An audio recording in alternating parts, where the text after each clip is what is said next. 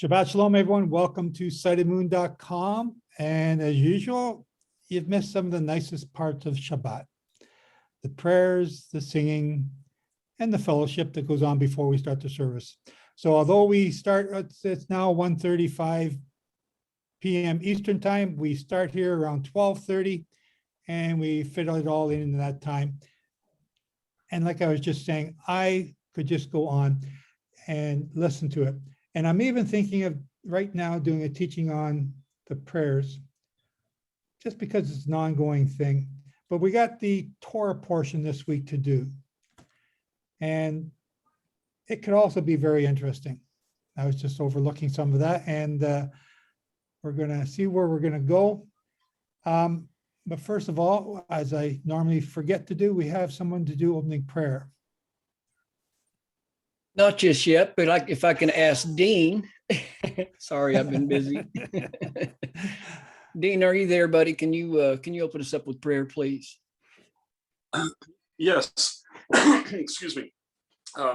Thank you, dear Heavenly Father. Thank you for bringing us together and giving us the technology to come together and to enjoy these Shabbats and be with you. Please bless the speakers and the people that talk today and open up our hearts to your word. In Yeshua HaMashiach's glorious name. Amen. Amen. And if some of you want to volunteer, we're going to need some readers today. Just put your name into Randy. We have also been, some of you know, we've been busy at a lot of different things behind the scenes, and some of you don't know. So we've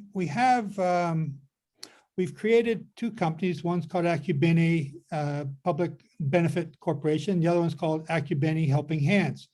They're both just at the very beginning stages of their legal life, and they've both been incorporated. We are setting up different things to make those entities work and viable for the projects that we're trying to do. But that's just one or two aspects of what we're doing. And we've got a number of other things that we're doing on the side. Well, not on the side, at the front, whatever you want to call it. We're just busy. And I've asked Sally, who is our communications coordinator. Is that the proper term or title you want to call it? No, she does all the talking for us. And I've asked Sally if she could come on here today and just sort of make an announcement as to all the various things that are going on, because I don't always tell you all this stuff. And someone said, well, you should tell everyone what you're doing so they know. And so we're recording this. And those of you who are listening during the week, these are the things that we're doing.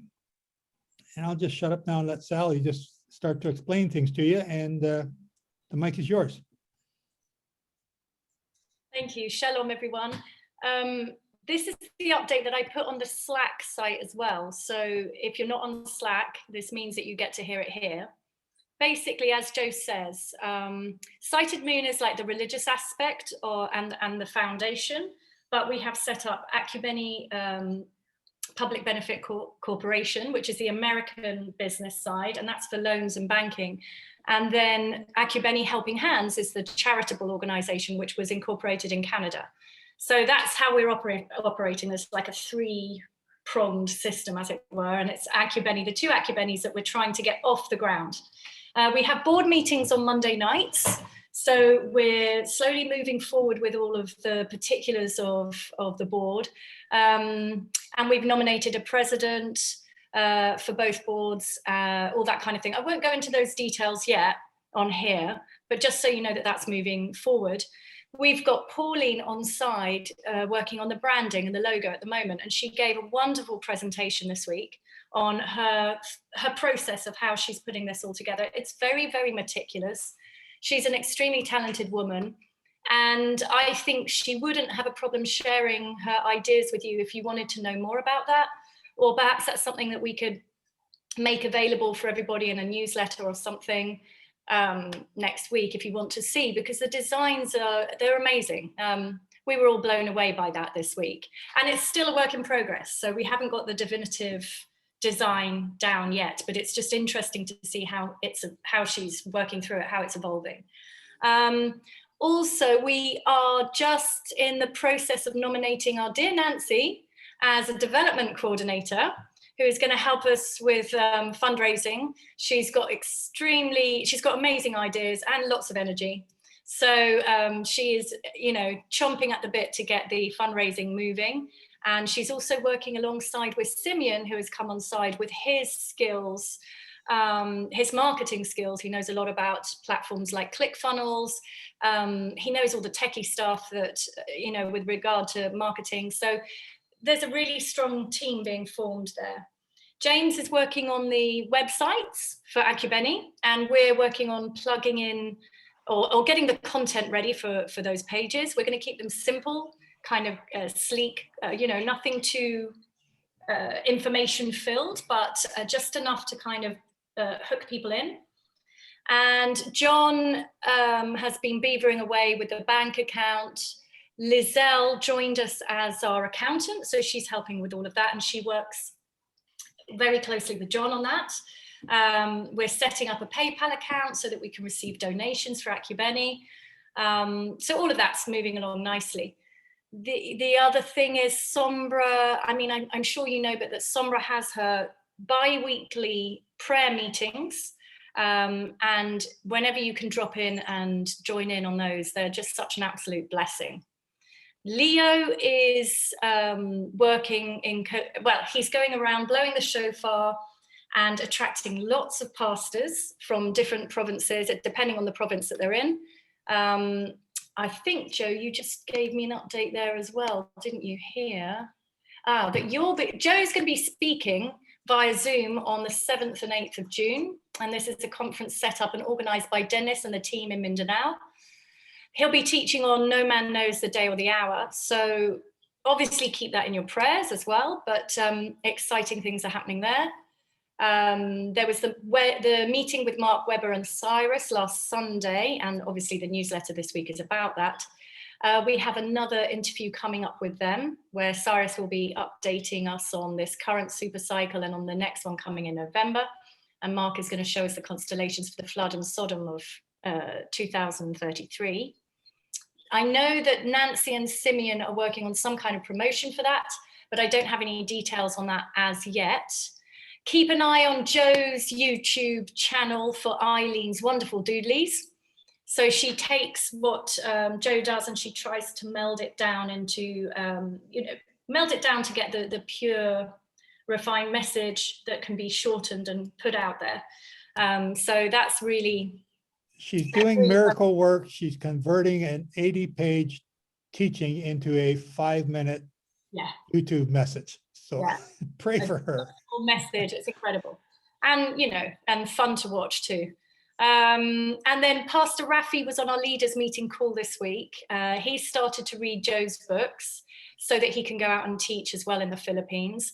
And he says that a lot of pastors are actually asking questions and they are aware of what is happening and are willing to learn more from us, which is fabulous. And I think those are the main points for this week. Can you think of anything else, Joe? Yeah, what I wanted to do is we don't need to have Sally on here every week, but I wanted to bring us all up to speed as to what's going on behind the scenes and to maybe have an announcement. So if you have something that you think is newsworthy that you all want to share, you can contact Randy or Sally and just let them know, and we could announce it here at the beginning of service. But again, remember, this is a recorded session. So just keep that in mind. I have just this week also received information from another group of people who they said, this guy looks like he's doing something, but we don't know what he's doing.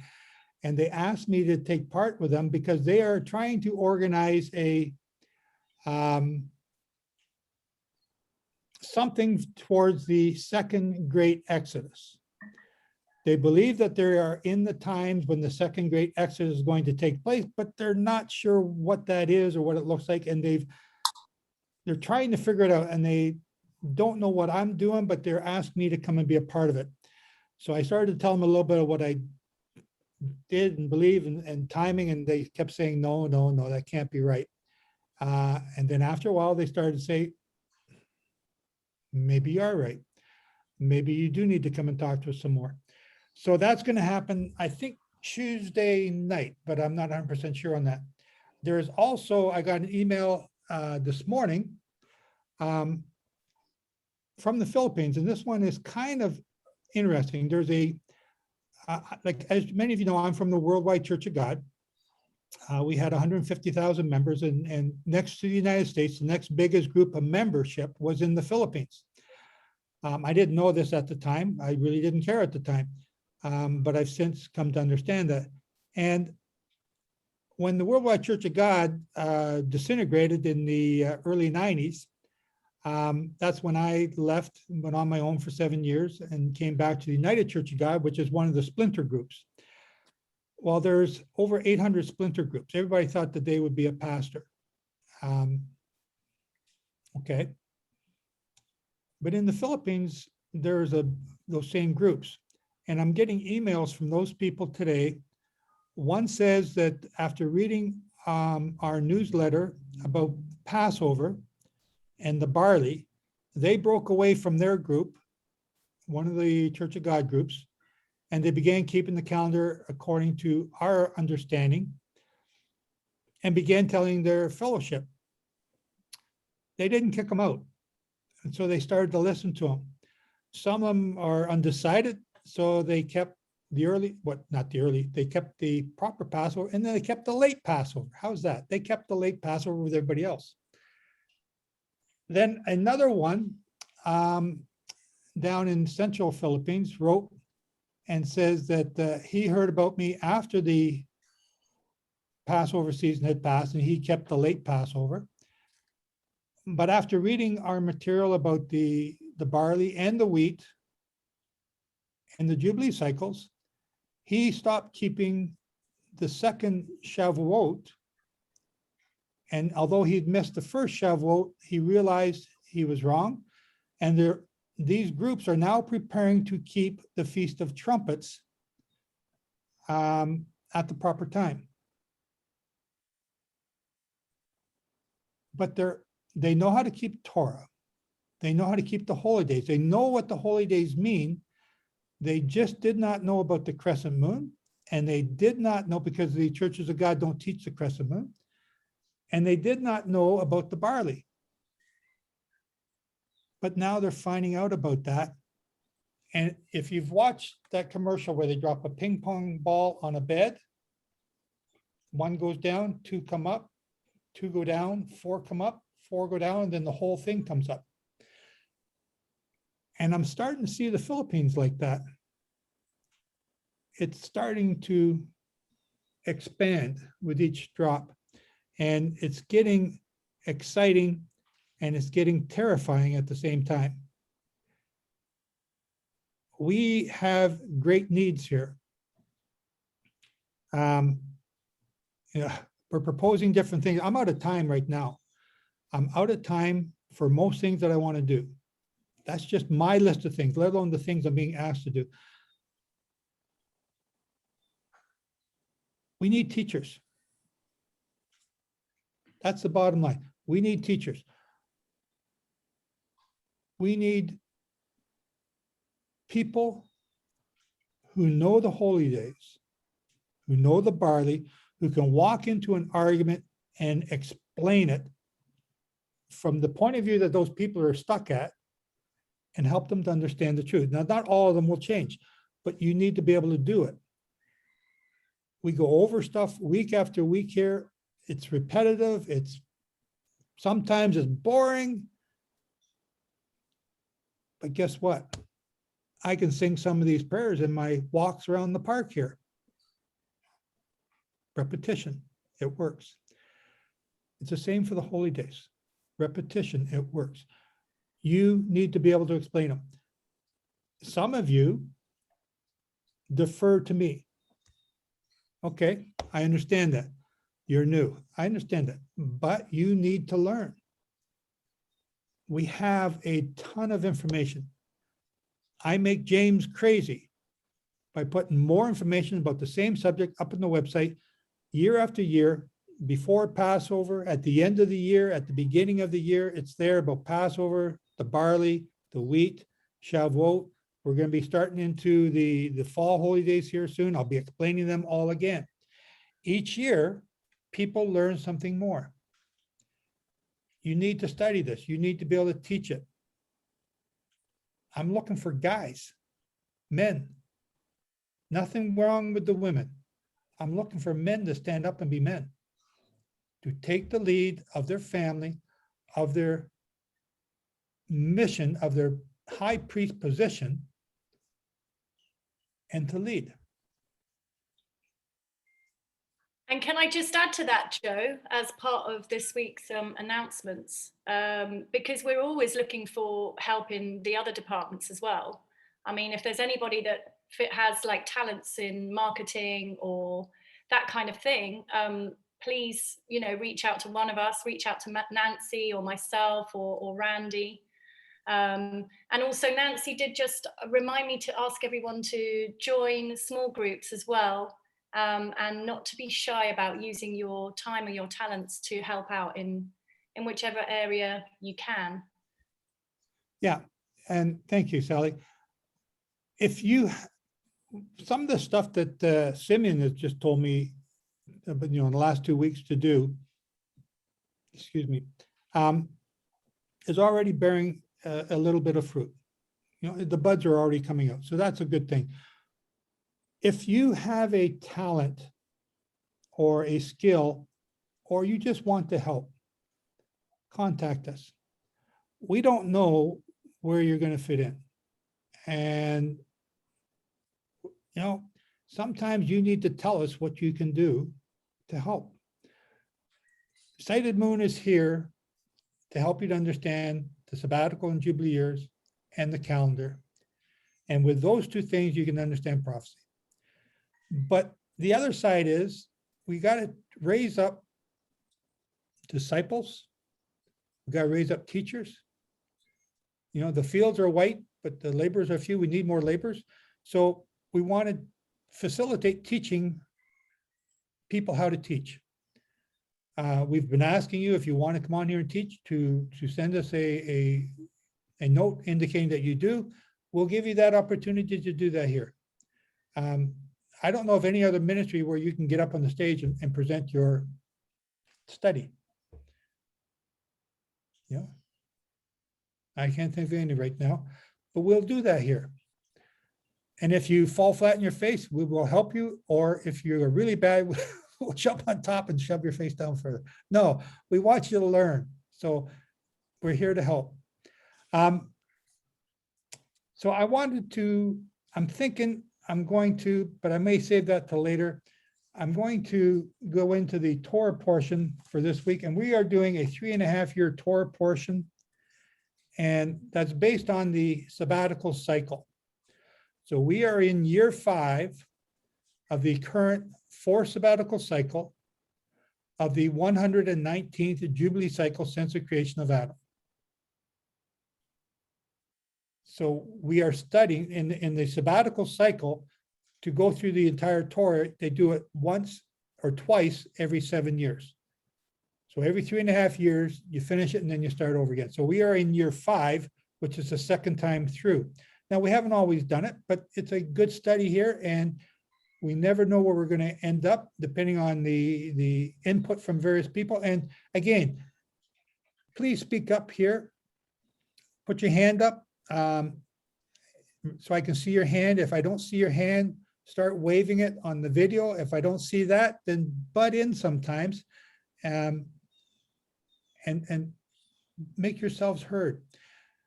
The Torah portion is for you to learn, for you to ask questions, for you to engage in conversation, to take that sword out of its sheath and start to swing it. And unless you swing it, it's just like, when you get ready for cut the steak, you start slicing on the little round thing that makes it sharper, right? Well, the same thing with your sword. If you don't use it, it never gets sharper. If you keep it in the sheath, it just gets rusty. So that's the great thing about the Torah portions that we do here. You're allowed to participate. You're allowed to ask questions. You're allowed to disagree.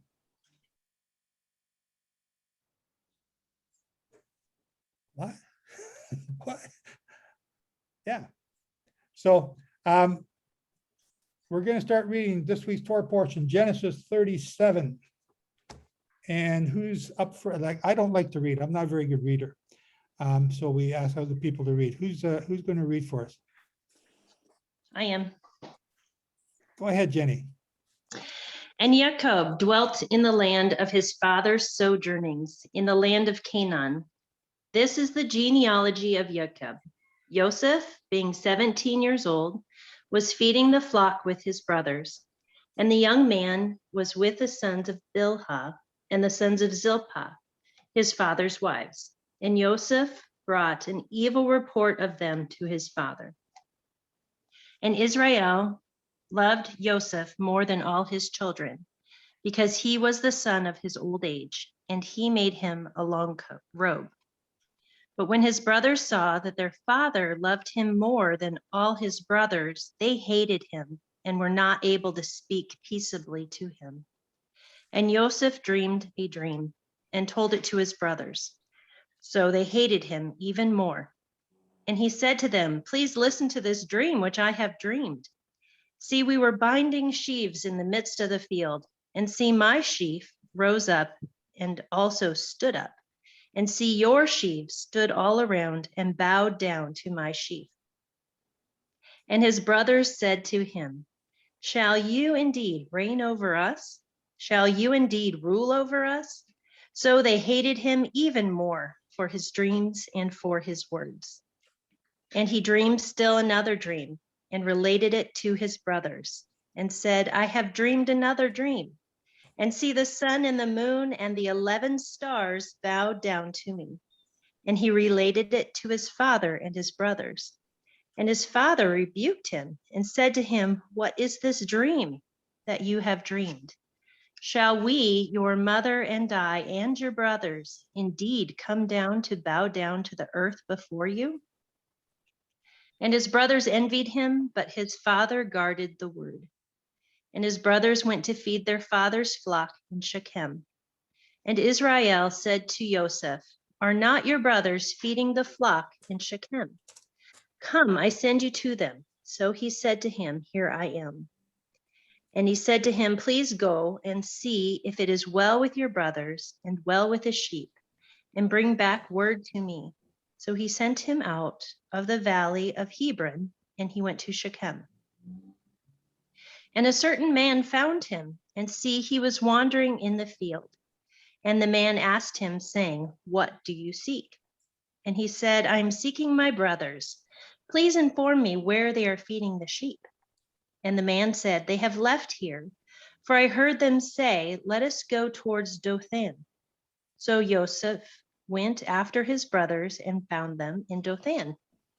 And they saw him from a distance, and before he came near them, they plotted against him to kill him.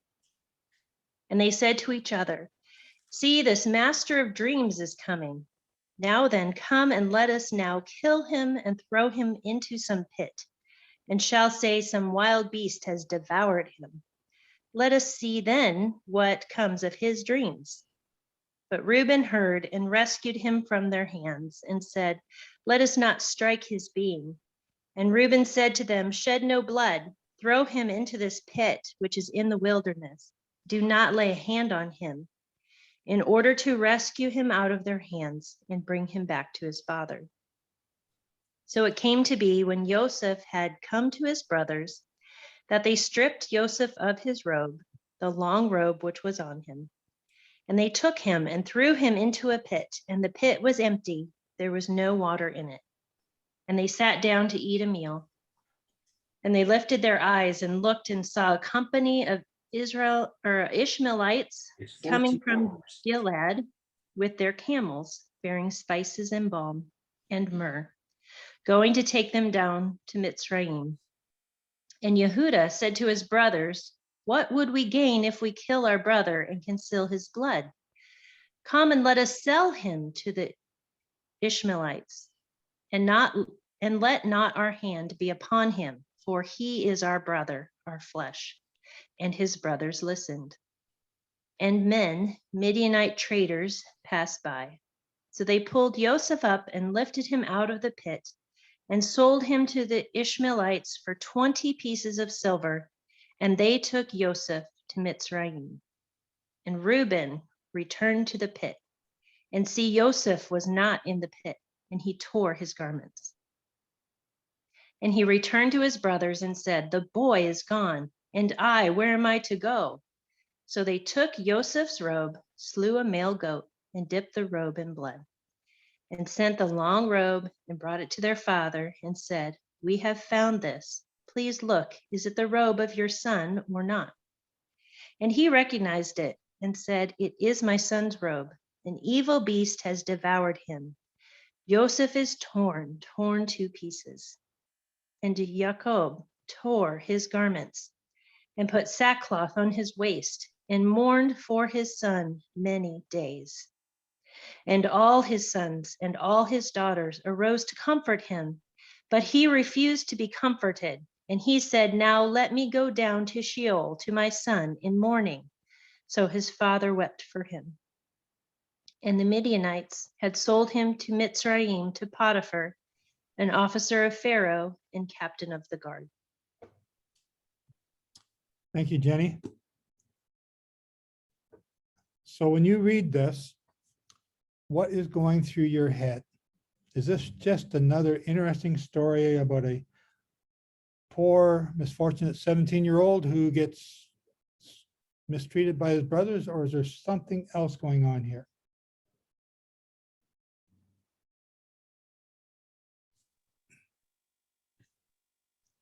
Nobody? It's betrayal. Go ahead, Michelle. I think it's betrayal, jealousy and betrayal. Stopping Joseph from being the leader of the older siblings. They're jealous and they betray him. Yeah, but Joseph is the next to youngest here. He's the He- second youngest of all of them, and he's now the favorite of Jacob. And the rest of them, you know, we've been doing a lot more work for a lot longer. Now this little snot-nosed brat is getting all the favors from dad. That's what I'm saying. He's more beloved than the elders and they're jealous. So they want to take him out. That's pretty extreme to want to take him out just for, you know, they can't help their dad being more jealous or more favorable to him. They're afraid of the dream. The dream is part of this story. This story is, that dream is one day, one night, one day, and then, you know, there's 364 other days of the year that you got to work and live together. Or maybe the dream was twice, right? But still, I've had dreams and my family didn't hate me. Well, I'm just saying they mentioned it. Let's see what happens to his dreams now. More like, we're going to get you. That's the only reason why I say that it's more jealousy and we're going to stop the dreams and get rid of you, betraying him. Okay, very good. Thank you, Michelle. Anybody else? I got three brothers, you know, growing up, beating up on each other, but never in my life have I ever wanted to kill one of my brothers, you know, even coming together against one of them. It's just, is it because they have different wives? Just, you know, man, that's just tough stuff. My brother and I used to beat on each other. I put his head through the wall. Yeah. I put his head through the wall. I put my fist through the wall when I ricocheted off his head.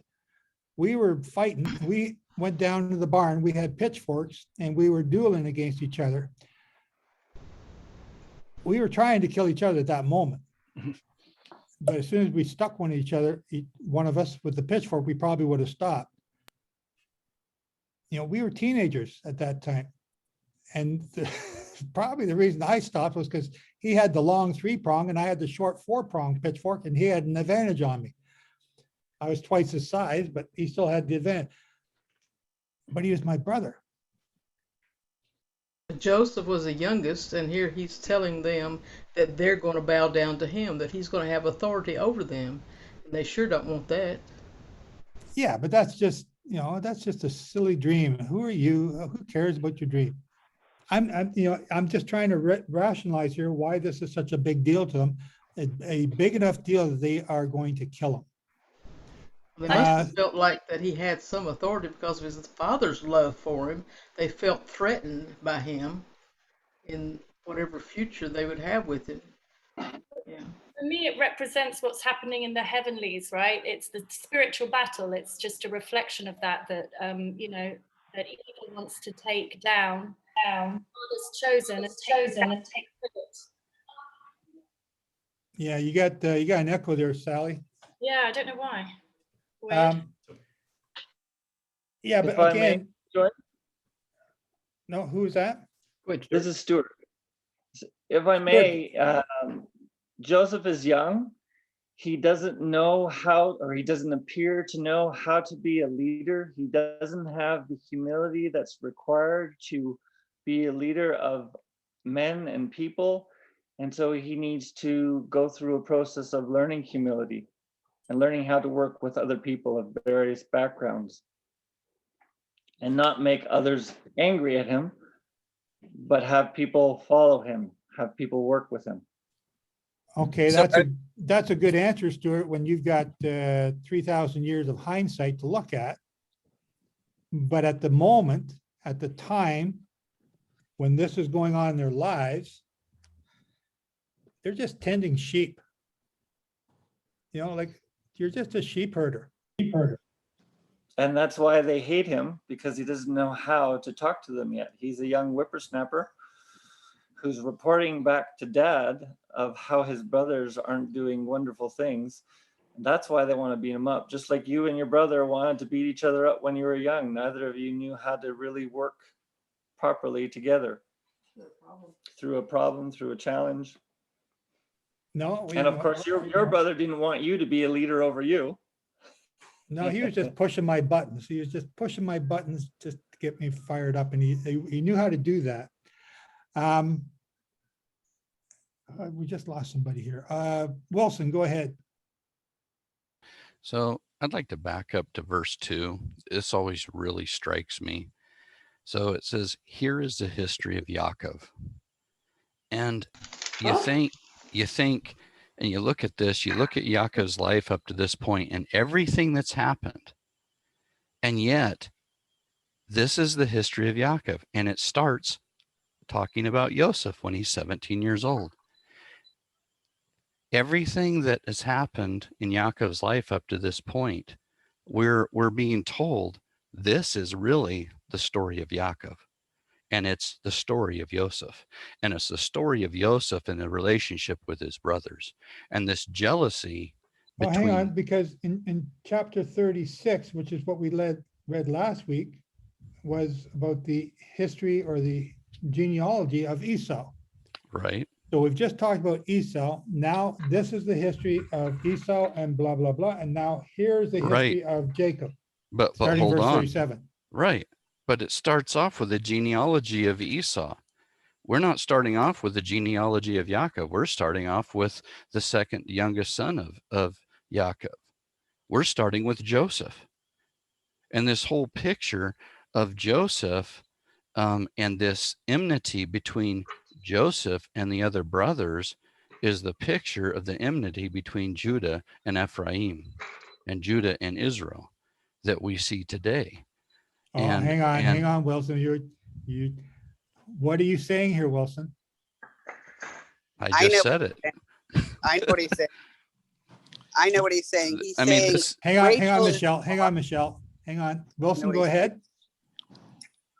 That this is a prophetic picture showing us what will happen in the last days.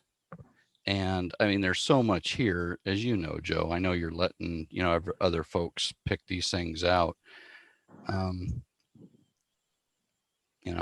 So, okay. Yeah. Wilson, you know me well enough. Yeah. I got to. There's so much here that's so deep. Can I add to what he said? Go ahead, Michelle. Okay. It's Rachel. It's Rachel and Leah. It has to do with his preferred bride and the switch. The other brothers are from Leah, and he is the firstborn of his beloved.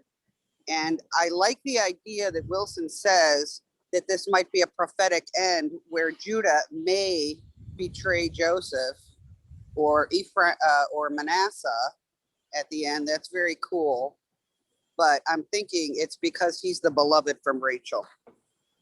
Well, don't let me forget to come back to that. I want to come back to that betrayal because Wilson's spot on. Okay, I'll give you one credit for Rachel and Leah, but it's a bigger picture going on than that. There's something else I want to mention. There's a lot here, but I'm just going to mention this and I'll be quiet for now. When he tells him the dream and he says, the brothers retorted, verse 8, yes, you will certainly be our king. You'll do a great job of bossing us around. It's just like what the two Israelites, the two Hebrews told Moshe. Exactly. Like, oh, who made you king and judge? It's they're actually his accusers and his enemies in this, even though they're the brothers. The enemies are actually pronouncing prophetic. It's meant to be a dig, but it's showing us that yes, the Father has appointed these as rulers and judges. Okay. Victoria. Yeah. Can you hear me? Not very well. Can you speak into your mic more? Okay, I'm using iPods and I'm not sure how to use them. You're much better now. Okay. I just have a question about the father, because he was playing these kids up against one another and he provoked jealousy and envy. I don't think he was playing them one against the other, but okay, so let me ask, and I know who your daughter is, and I think she might even be here today, but do you have a favorite child, Victoria? No, I honestly don't. Okay. I only have two. And So there's it's not easy one not that you to have like a better favorite. than the other? No, by the grace of Jehovah, no. Okay, I won't push that issue, but let's say you did. Let's say you liked one better than the other. And it's not that you hated the other one, it's just that you just like this one because they're from the same cloth that you're cut from. Is there anything wrong with that?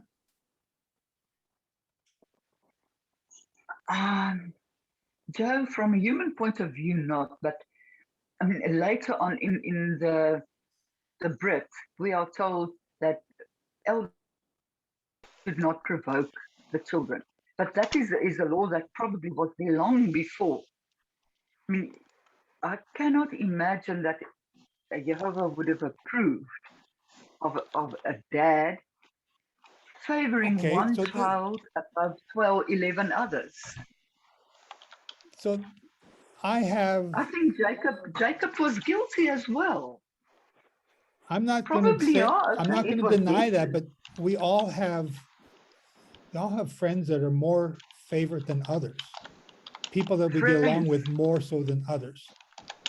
So you're going to find, yeah. Are we going to find, is that a fault? No, not with friends, but with your children, giving one a long robe and the other 11 not. That's obviously going to provoke jealousy. And it made the seed of jealousy grow into hatred. Okay, but they hated him even more. When Abraham or Isaac liked Jacob over Esau, because Esau was marrying all the Canaanite women, but Jacob didn't. So there was a biblical reason. There was a sound reason, because they were not supposed to mingle with infidels. Okay, so if you've got a just cause, you're allowed to like one of your children more than the other. Is that what you just said? No, not really. You trying to justify it, not me. Okay. I'm I don't have a problem with Jacob liking one, or he's got a dozen sons. He probably loves them all. You know, they all got different strengths, they all got different qualities. But Joseph, as I think Wilson said, is from his beloved wife, Rachel. And I'm not sure, has Rachel died yet? She hasn't died yet, has she? No. No, not yet. Okay. So that's the woman I really wanted. That's the child I really wanted from that woman. Yeah, these other ones, they're concubines. Yeah, you know. Okay, but what are we having here? We are having the seed of evil, envy, covetousness, jealousy. They are not righteous attributes. Those were the seeds that created Joseph landing in the pit, and their father fueled those seeds. I'm not arguing anything in scripture. It's just an observation, and I think it wasn't a very nice thing for him to do. For me to do? No, man. Jacob. Israel. Oh, Jacob. Okay, I'm sorry. But okay, you're blaming Jacob. Would you not blame Jehovah for giving him the dreams? Because Jehovah's the one that gave him the dream, not Jacob. Now, I'm just mentioning that Jacob fueled the seeds of evil that were inside his 11 other sons. Envy and covetousness and jealousy and hatred are evil seeds. Okay. And they had this towards their brother, and the father fueled it. That, be it as it may, that's what happened. And I'm just remarking on it. I'm not arguing that he is the culprit. I just think it wasn't very fatherly. Okay. Sombra. So when we read the verse about the fact that the dream has been told and Yaakov is pondering it in his heart, he's holding it, he's thinking about it. And it reminded me of Mary when she was given the prophecy about her pregnancy and she pondered it in her heart. So Joseph is a picture of Yeshua. He's a picture of salvation. And then Nancy also correlated that that the brothers are like Yehuda, who, you know, they sold Joseph into slavery, but also they sold Yeshua into death, into Mitzrayim, by telling the Pontius Pilate. There's correlations between these stories. And when you look at the fact that, you know, Joseph is basically proclaiming, I'm going to be the Messiah, a Messiah.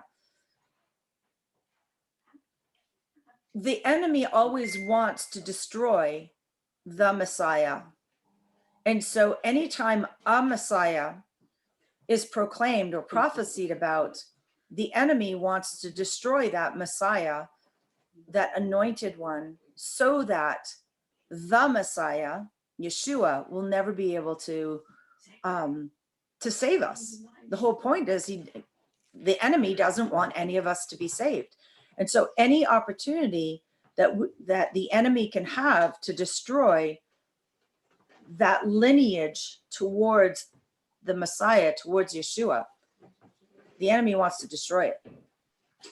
Mm-hmm. Okay. So you're similar to what Wilson was saying. Jenny, go ahead. I thought it was interesting when I'm reading this. It started off with the genealogy of Jacob. And, you know, last week we had the list of Esau's descendants. And we don't get a list of Jacob's until like chapter 46. So we start off with this story instead of just a list of names, which I thought was interesting. And then in verse 28, is Midianite traders that pull him up and sell him? Verse 'Cause I 28. always thought it was the brothers. Oops, I'm looking wrong chapter. Sorry, my bad. Verse 28. The Midianite traders passed by, so the brothers pulled Joseph up and lifted him out of the pit and sold him to the Ishmaelites. Oh, I don't have that word brothers there. Yeah. Now your version, when you read it, was reading a little bit differently than mine. So but Yeah, this that's is the okay. scriptures. Okay. Yeah, there's a bunch of stuff here. Chris, welcome. Hi. When reading through verse 2 of Genesis 37, I saw that, okay, Joseph is bringing the evil report of the brothers to his father. Then I looked up the word report, that is H1682, and it means slander. So it is translated as a report, but it is infamy, slander, according to Strong's words. Randy, can you pull that up on the screen? Chris has got a really interesting point here. So what I'm reading in there is that Joseph is just transferring the slander of his brothers that they are putting out in the world, about whom we don't know, probably about their father, about the mother of Joseph. I don't know what evil report he is bringing there. So Joseph brought back an evil report. So Joseph Yeah, is bringing because back, hang on, is Joseph the one slandering his brothers? Oh, no. Because if you read the text, Joseph brought unto his father their evil report. Their evil report.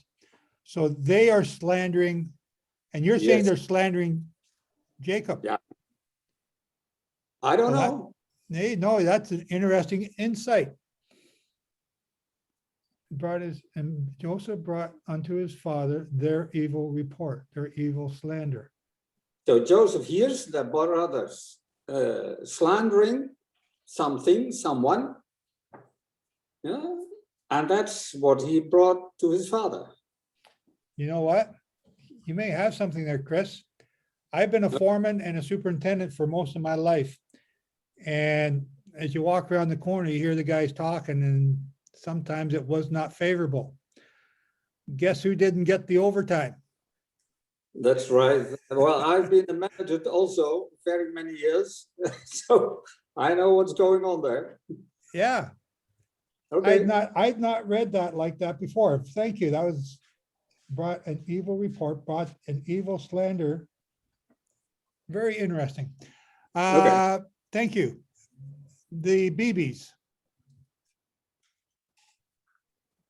Yeah, just going back to what Jenny touched on, looking at the context, like this is right after we hear the genealogy of Esau, which we studied last week, and understanding why that genealogy is laid out, who these people are, what happens to them in the future. Now we have the genealogy of Jacob presented, and I find it interesting, when we look at, we compare the two. Why do we learn this? Why is it presented this way? And the genealogy of Esau very orderly says, one reigned over Edom and he died in the next one. And so, in this culture where the firstborn is supposed to take reign as the father dies, as it's presented in Esau's genealogy, we have this, there doesn't seem to be any contention over who's ruling. And then we're left off with a name of chiefs, and we count them up, and there's 11 chiefs named. And it says, these were the chiefs of Edom according to their dwelling places in the land of their possession. And so, again, now we're about to see Jacob and the 12 sons who are going to be given their possession, you know, at a later time, but these are the chiefs. And then there's this contention that's presented between the brothers of, you know, not the firstborn ruling over them, but this young Joseph who, you know, the father loves and clothes in this robe, and, you know, is presented with these dreams from Yehovah that he is going to be the one to rule. And they reject that and say, no, you know, who is this guy? That's not who we want to rule over us. And so I'm looking through this and looking at that allusion to Yeshua later, who is rejected by his brothers, saying, no, we don't want, you know, you're not our king. We don't want you to rule over us. And, you know, even this contention where they say, let us not kill him. So what did they do to Yeshua, right? Instead of them killing him themselves, they present him before Pilate, you know, before the Romans to do the evil deed to him. So, and he's handed over to Potiphar, and they're handed over to Pilate. Yeah, and you know, they hand him over to Potiphar, who takes him to Pharaoh, just like Yeshua was handed over to Pilate, who, you know, serves under Caesar. Mhm. So I'd see all throughout this chapter, you can pick up allusions to that comparison. Even in 25, they sat down to eat a meal. So after their meal, they handed them over to the Ishmaelites, just like after the meal. Okay, but Jesus- Nancy, the brothers didn't hand Joseph over to anyone. It says No, they did. They saw the Ishmaelites coming, and they said, they pull him out of the pit and hand him over to the Ishmaelites and get 20 pieces of silver. Read it again. It Number says, 27 says, come, let us, the brothers, sell him to the Ishmaelites, and let not our hand be upon him, for he is our brother, our flesh. And his brothers listened. and men. The next verse says, and men, Midianite Midianite traders passed by, and they pulled Joseph up and lifted him out of the pit and sold him to the Ishmaelites for 20 pieces of silver. No, And then- you got No, to read just that. keep listening. Just keep listening. And they took Joseph to Mitzrayim. And then in verse 29, it says, and Reuben returned to the pit. The brothers are all still eating their meal. And see, Joseph was not in the pit. And he returned to his brothers and said, the boy is gone. You missed Okay, that, but though. Lori Don, in verse 28, the Midianite traders passed by. So the brothers of Joseph pulled Joseph up and lifted him out of the pit and sold him to the Ishmaelites.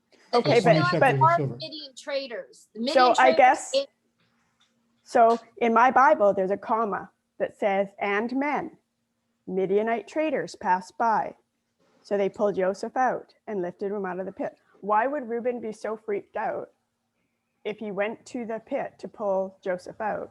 Because he originally, back in verse 21, said Reuben heard and wanted to rescue them from their hands. So he said, let us not strike his beam. So when you read the rest of the story, it sounds as if Reuben, the other 11 went to go eat, but Reuben wasn't with them. So when the 11 decided to sell him, and Reuben went back to the pit to see he wasn't there, Reuben was like, hey, what happened? And the 11 pulled him out of the pit and sold him to the Midianites / Ishmaelites. In the context there is Reuben is the firstborn. He is responsible for his brothers, and he stands up because he's responsible for Joseph's safety. I agree, but I don't see anywhere where it says Reuben's not there eating with them. I think you guys are reading a little bit into it. Hey, Joe, there's a simple solution to this. Go ahead, Wilson.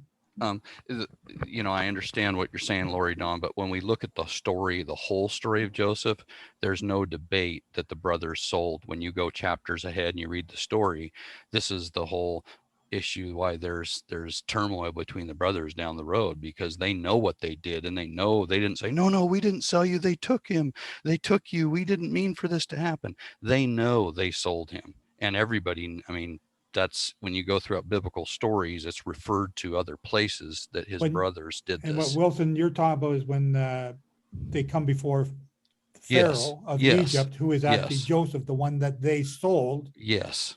Yeah. There's Oh, multiple okay. things that point Right. to it. So when I understand what you're saying, Lori, and that's a little confusing, but when we put the whole context of the rest of the story of Joseph, it really is clear that Reuben was trying to spare bloodshed. He was going to try to rescue him later. He had good intentions. Maybe he didn't do enough, but apparently Reuben in this case did have good intentions. He already had problems with his father because whatever happened with the one of Yaakov's wives, and so we know Yaakov didn't trust him already, and so I think Reuben, my own opinion is Reuben's like, I've already screwed up bad.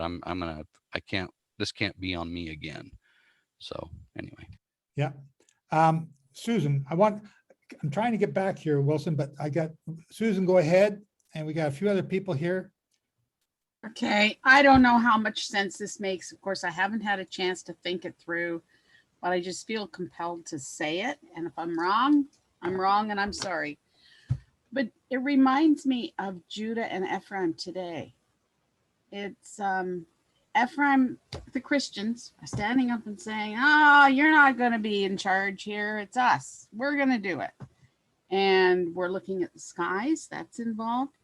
And then we're looking at Judah fighting back in a way with Ephraim and saying, you don't know what you're doing. Like, we were here first. We're looking after the Torah. And I'm not saying this is truth, but I don't know what this truth is for this. And this is just an opinion and a guess. So. Well, we're going to be coming to that here in a few minutes. Chris. Go ahead. Well, again, it is about reading, and this time sorry, also, Chris, it's about what? It is about reading and what translation you're using. If you look at Young's literal translation of 1898, it says, and Midianite merchantmen in verse 28 pass by, and they draw out without any, I don't know how to, without any commas in there, and they draw out and bring up Joseph out of the pit. So hang on, you're saying that your version says that the Midianite traders pulled Joseph out of the pit. Is that what you're saying? The opposite. The opposite. And Laurie says it was the Midianite man who brought up Joseph out of the pit. And I'm contesting the vision of Laurie. Yeah? Okay. Again, we have, and this is the great thing about this study, because we all got different versions of the Bible. And in this group, and I've always advocated that I am not a 1611 King James advocate, where that's the only Bible you're allowed to use because it's the only holy one out there. But having different versions here with everyone, I see that, Wilson. Having different versions out here with everyone using a different version is great, because we get to see what some of them say. When some different people read different ones, mine doesn't read like that. So it's good. But like Wilson just said, as you go further into the different chapters ahead or after this, the brothers confess that they were the ones that actually sold them, and that they're the ones that pulled them out of the pit. And the Midianites are just the poor saps that are going by that they took advantage of. Exactly. Thank you. Thank you. Hannah Joy. Yes, backing up a little bit, when Joseph told the dream about the sheaves bowing down to him and the sun and the moon, his father said, is your mother and I going to bow down to you? What kind of an upstart are you? And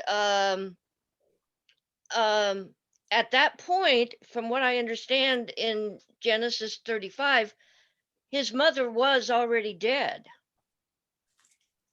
And so is there an unfulfilled part? Like, when is this bowing down going to be fulfilled? Has it been fulfilled? We automatically think, okay, when they came to Joseph and he's second in command to Pharaoh, that he's feeding them and saving their lives, and he as well as tells them that God meant it for good to save the whole family. Is that when they bow down to him? Or if that's the case, when is he going to bow down to Rachel? When is When that? is Rachel going to bow down to him? Or yeah, Good points, Hannah. Good points, which is the perfect segue to where I wanted to get to. Wilson's already hinted at it. Susan even hinted at it. And so is this really talking about somebody's dream and then bowing down to them in that lifetime? Which is sort of what happened that, when Joseph becomes the leader of Egypt and they come there for food, which we're going to read about in the later chapters. Is that what this is about? Or is this something bigger? Is this It's something about the because Messiah. The baby's already hinted at, Wilson hinted at it. The Reuben betraying Joseph here is a sign that Judah betraying Joseph here is a sign that he's going to betray Joseph at the crucifixion. Okay. Is that what this is about? Is it bigger? So to understand who the 12 kids are, you need to know who they become in the last days. It's critical to see this as a prophecy for the last days. Who's the greatest nation in the world today? Canada, right? How about America? America, Wilson's making me USA. laugh here. USA. He figured out how to do these little emojis. The USA is the hands down greatest nation in the world today. They are the descendants of Joseph. You can argue whether they're Ephraim or Manasseh. I believe they are Manasseh. I believe the British are Ephraim. Some people argue that the other way. Okay, I'm not going to split hairs on that today. Joseph is the greatest nation in the world today.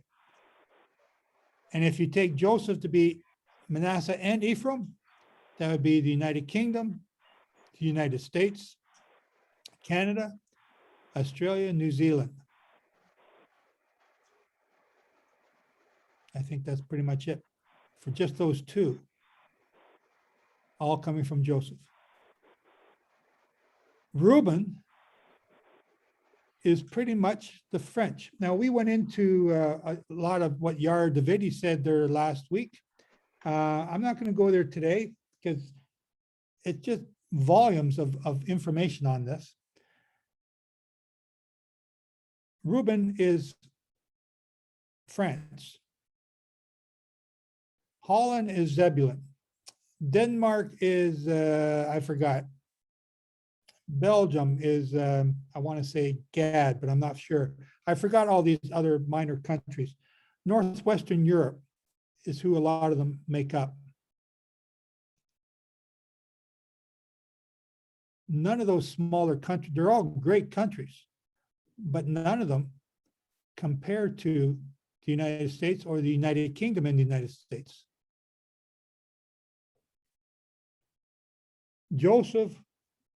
Rachel was told, may your descendants possess the gates of their enemies. So if you are in the camp of the Black Hebrews and you're listening to this, tell me where in the history did the Black people of Africa control, and it's not a racial question. Please don't go racist on me. Where in the history of the African nations, if they are the Black Hebrews, did they ever control the gates of their enemies?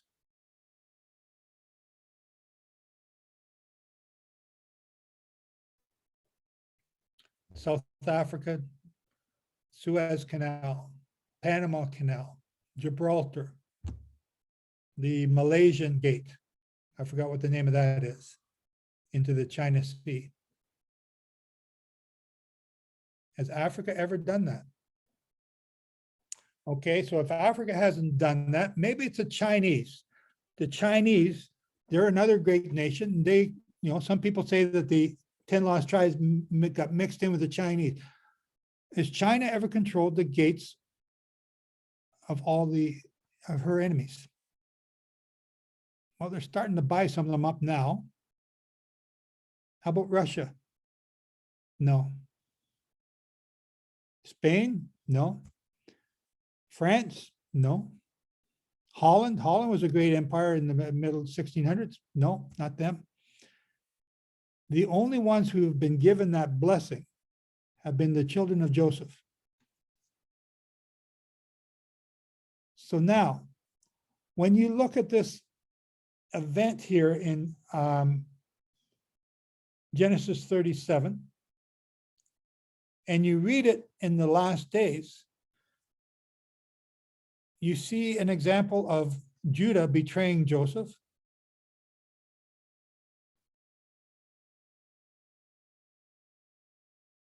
You see Joseph going into captivity. And you see Joseph hated by his brothers.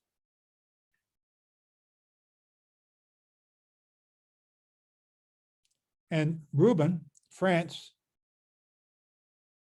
always thinks they are a leading power, but they're just I don't know how to describe France. They are a leading power, but they're not a sustaining power. They're like their emblem, water. They I don't know how to describe it, but they're not a powerhouse. Wilson, did you want to chime in on that? No, I think, you did great there. I guess, I used to think it was the other way around. Ephraim, like the US is Ephraim and Great Britain is Manasseh, but I'm more lean the other way now. And I don't know, but part of it is the aspect Manasseh means causing to forget. And it seems to me that United States has forgotten our ancestry much more than Great Britain has, is one aspect. The British people still understand their lineage and the kings that they came from and this whole line. And, from my perspective in my neck of the world, that is just totally lost on us. Most people don't even have a clue past their grandparents who they come from. So. Yeah. One of the children of Manasseh was Mersus, who became known as the Mercians. And through a language, it became the Amercians, which became the Americans. And that name is documented back in, it's back in your Bible someplace. And if I really spent time, I could go and find it when you read. I forgot about that. Yeah. That's in your book, right? It's in my book, yes, Yeah. but it's also in your Bible because that's where I got it from. Yar Davidi goes on great lengths about it. So yeah, it's there.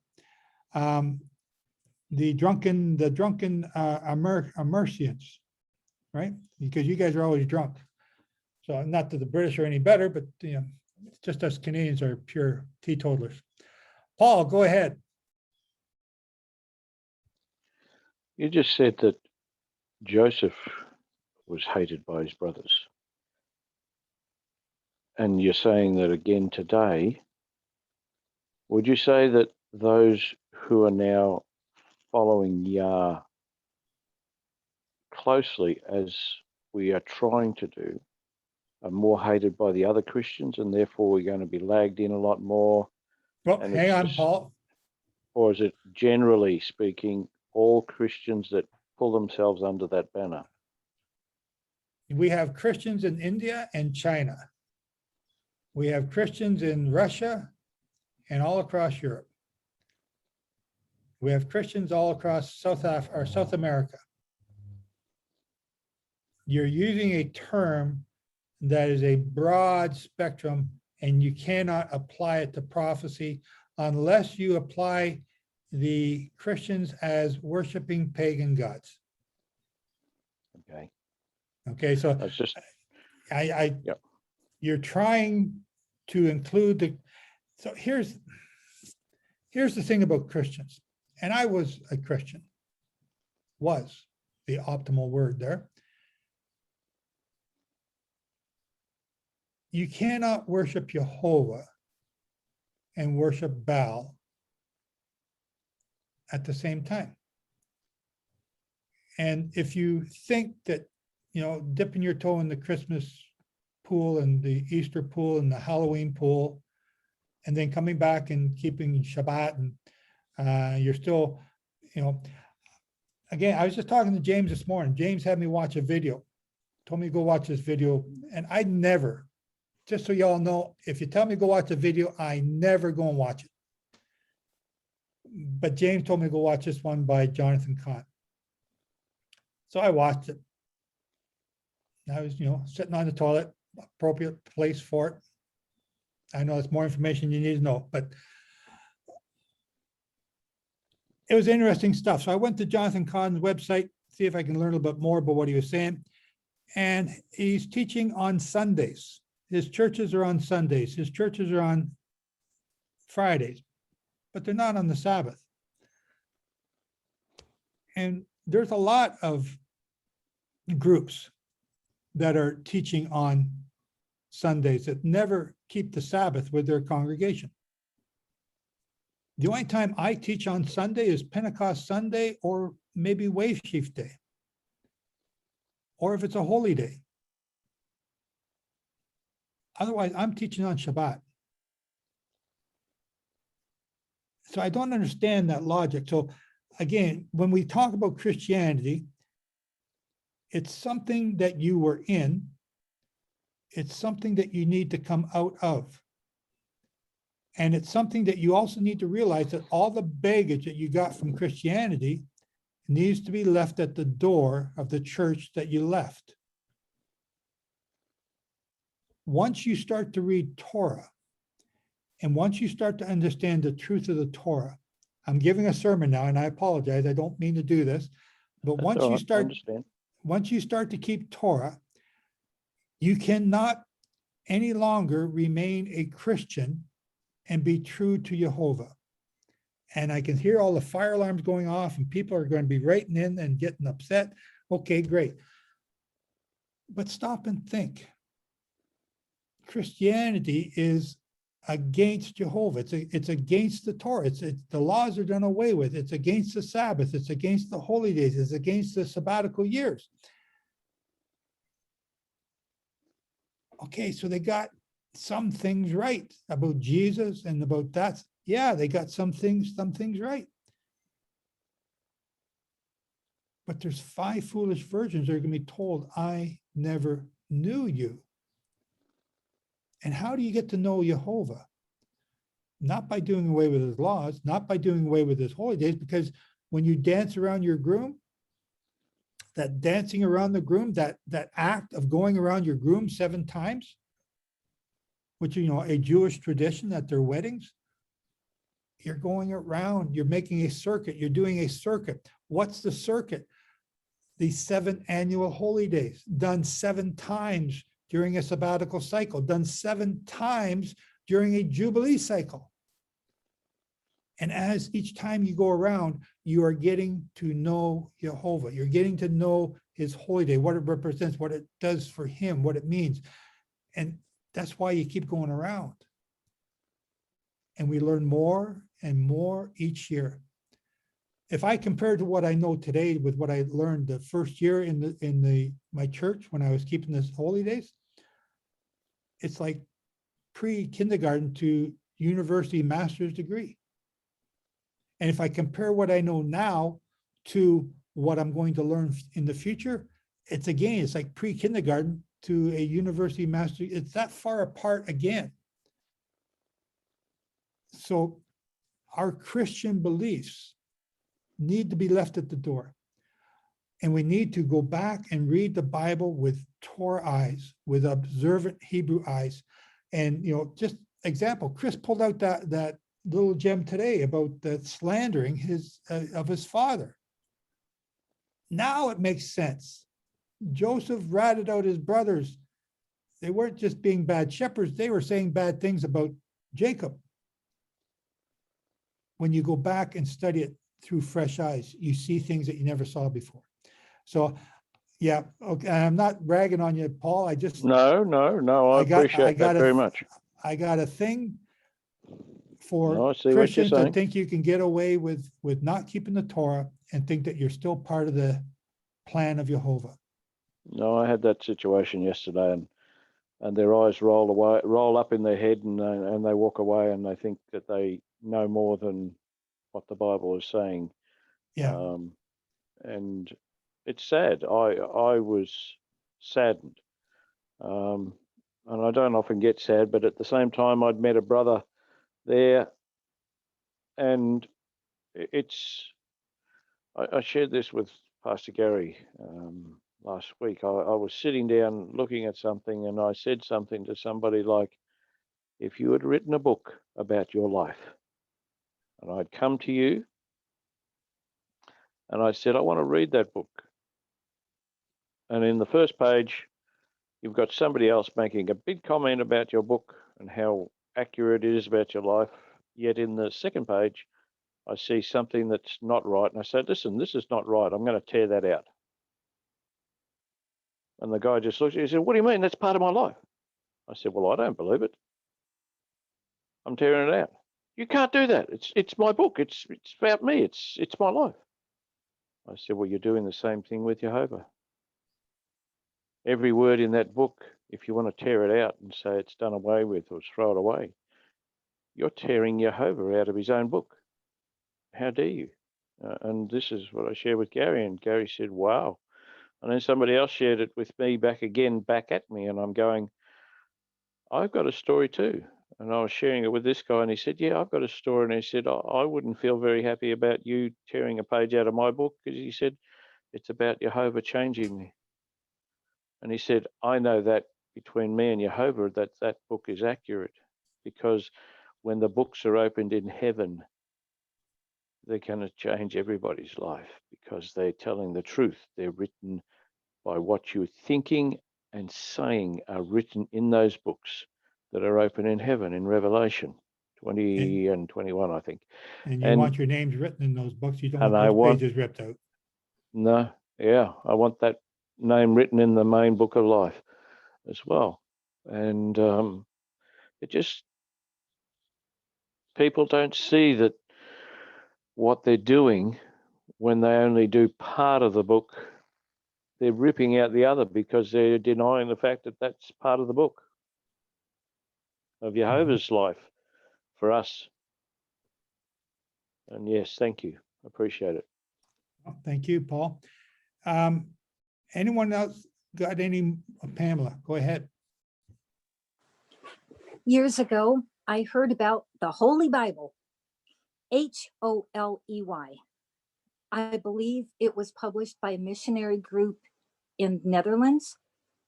And essentially they were trying to teach that if we pick and choose what applies to us today, it's like going through our Bible with a hole punch and removing those sections.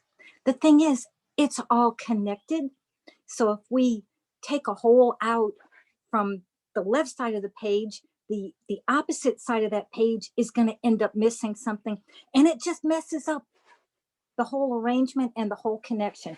It's all connected. We can't remove pieces just because we think they don't apply. Yep, agreed. Well said. Anyone got any more comments about Wilson? I was going to say comments about the prophetic influences of what we're reading here in chapter 37. Well, in a sense, I think, maybe not where you're, I don't know, we'll see. And give me a little leeway here, because I'm going to start out saying something that I know is going to get your hackles up immediately, Joe. So just give me a second. Because Judaism in a sect of Judaism, and I'm not saying they're right, but they did see something in the call of the turtle dove, that they teach that there is two messiahs. I do not agree with that, okay? But they understood. You talking about Kol HaTor? Yes. Okay. They understood that, and I was shocked to read this. I was shocked because they say in there, Messiah ben Yosef must die. And they explain why they believe the Messiah ben Yosef must die. Now, I'm not saying they get everything right, but they understood through reading the story of Joseph that there was a Messiah that had to suffer and die. And we see this in the story, him being put in the ground. Okay, an example of the grave, him being dead to his father. Okay, the brothers know he's not dead, but yet, well, they don't know what's happened to him. And what's shown as proof to the father, as proof that of the death, the blood of the goat, the blood of the lamb, right? Because you can take for Passover, you can take either a lamb or a goat. Here they're using a firstborn male goat. I mean, the picture is so huge here. And so the father thinks he's dead. And we have this with Yeshua. There's a death. Okay. And then he's resurrected to his father, and it's new life, and he saves all Israel through his suffering. So it's really pretty amazing to me that they understood through this story, just like we see the disciples. They not that they understood of his death. It doesn't seem that they did, but they did understand that they were looking for Messiah, that there was a Messiah coming. So is this a prophetic picture of our Messiah, or is this just one of the prophetic pictures? Because Johan has an aside here in the chat. They sold him for 20 pieces of silver, and this amount would later be given to Israel as a command regarding the evaluation of a male between 5 and 20 years old. But they also sold Yeshua for what, 30 pieces of silver? 30. Yeah. I think it's both. I mean, I think there's so many layers to this, that there's end time prophecy here that's definitely about Yeshua, but it's also pointing, to the last days as well, and that enmity between the brothers. Okay. Why would I get my hackles up over that? Why do you always think so evil of me? Why do you always think badly of me all the time? Well, then why? Why? Well, I figured when I said the two messiahs, that would now tell me I'm wrong. Come on now. What, I've the heard hairs you. on my back didn't stand up? Yeah, exactly. I'm looking, I don't know if anyone else wants to comment on it, but the thing that I'm looking for, that I'm looking to see, is I'm looking to see somehow Judah, which is the state of Israel today, double crossing the United States in the near future. And that costing the United States their sovereignty. They're going to be destroyed because of it. And I don't know how that's going to come about. I don't know how the United States could be so dependable upon Judah unless Judah or the state of Israel. I don't know how, but I'm looking for, based on this chapter here and how it relates to Yeshua being sold by Judah. Again, that's just my personal view. I think I mentioned that in my book, but I forget where I've mentioned it. Anyone else, or shall we move on to the next portion here?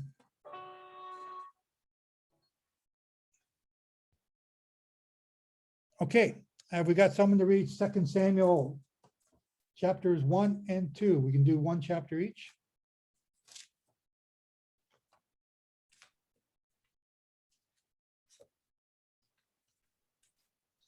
Yep, we got it.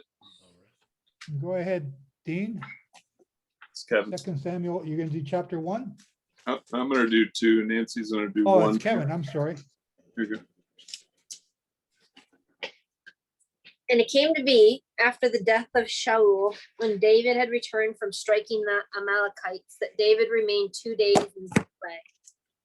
It came to be on the 3rd day that see, a man came out of the camp from Shaul with his garments torn and dust on his head. And it came to be when he came to David that he fell on the ground and did obeisance. And David said to him, "From where do you come?" And he said to him, "I have escaped from the camp of Israel." David said to him, "What was the matter? Please inform me." And he said, "The people have fled from the battle, and also many of the people have fallen and are dead. And Shaul and Jonathan, his son, are dead too." And David said to the young man who informed him, "How do you know that Shaul and Jonathan, his son, are dead?" And the young man who informed him said, "By chance, I was on Mount Gilboa and saw Shaul leaning on his spear, and see, the chariots and horsemen followed hard after him. And when he looked behind him, he saw me, and he called me, and I answered him, 'Here I am.' And he said to me, 'Who are you?' So I answered him, 'I am an Amalekite.' And he said to me, 'Please stand over me and put me to death, for agony has seized me, but my life is still in me.'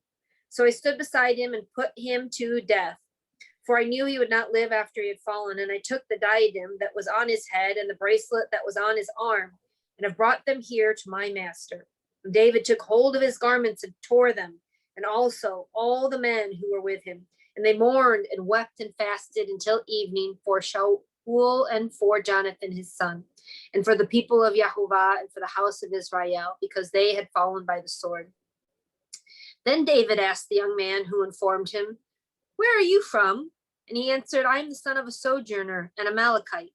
And David said to him, "How was it you were not afraid to stretch out your hand to destroy the anointed of Yahuwah?" And David called one of the young men and said, "Draw near and fall on him." And he struck him so that he died. And David said to him, "Your blood is on your own head, for your own mouth has witnessed against you, saying, I myself have put to death the anointed of Yahuwah." Then David lamented with his lamentation over Shaul, over Jonathan his son, and he ordered the bow to be taught to the children of Yehuda. "See, it is written in the book of Jasher, the splendor of Israel is slain on your high places, how the mighty have fallen. Declare it not in Gath, proclaim it not in the streets of Ashkelon, lest the daughters of the Philistines rejoice, lest the daughters of the uncircumcised exult. Mountains of Gilboa, no dew or rain be upon you, nor fields of offering. For there the shield of the mighty lay rejected, the shield of Shaul not anointed with oil. From the blood of the slain, from the fat of the mighty, the bow of Jonathan did not turn back. The sword of Shaul did not return empty. Shaul and Jonathan were beloved and pleasant in their lives, and in their death they were not parted. They were swifter than eagles, and they were stronger than lions. Daughter of Israel, weep over Shaul, who wrapped you in scarlet with finery, who decked your robes with ornaments of gold. How the mighty have fallen in the midst of the battle. Jonathan was slain in your high places. I am distressed for you, my brother Jonathan. You have been very pleasant to me. Your love to me was wondrous, surpassing the love of women. How the mighty have fallen and the weapons of battle perish. Do we want to talk about this one before we go on to chapter 2? There's a bunch of stuff here. First of all, the Amalekite lied. He didn't kill him. And yet David had him executed. Why?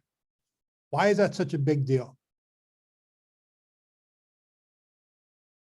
This is Saul. We've just gone through 1 Samuel, where Saul is the bad guy all the time. He's trying to kill David. He's not doing what Samuel tells him to do. And yet, here's David going through this song, the Song of the Bow, over King Saul. What's he doing?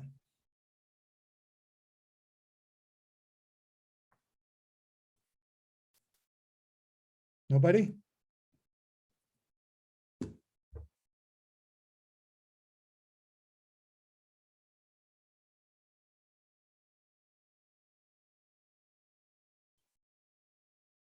David killed the Amalekite because of his own mouth.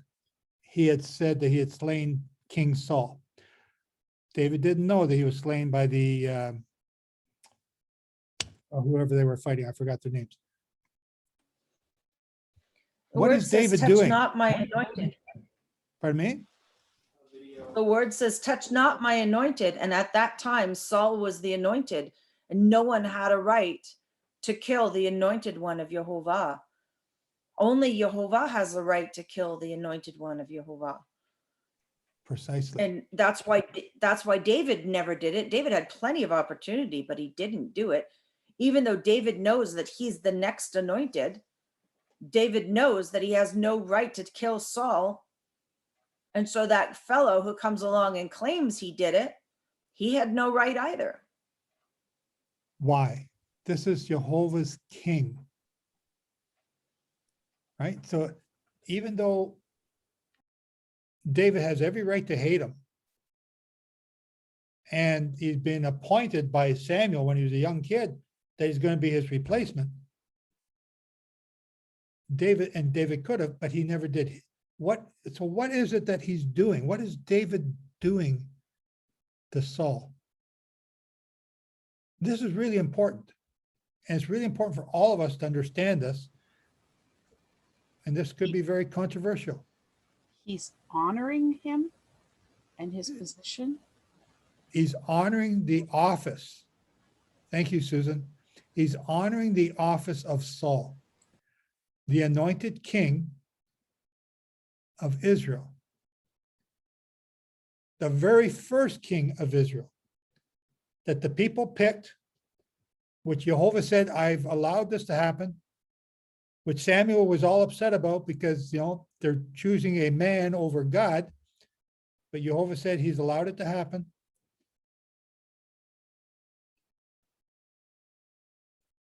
Jehovah made the office available, and David is respecting the office. He's giving high praise to the office, and he's lamenting the death of the one in that office, even though that same guy tried to kill David. Now, my question to you, each and every one of you, how many of you have this heart in you, this heart of David, to respect the office of whoever is leading you? I don't want to get into a political debate here, not at all. But I'm asking you to respect the office. And Paul says in the New Testament, pray for our leaders so that you can do his work. Kevin or Nancy?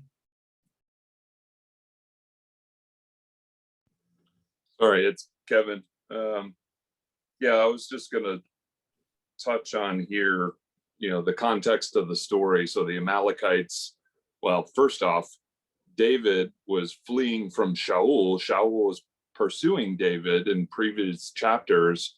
And this is where, David acts mad and or insane and goes to, what's that king's name? Achish, and aligns with him, and Achish takes him in and gives him land.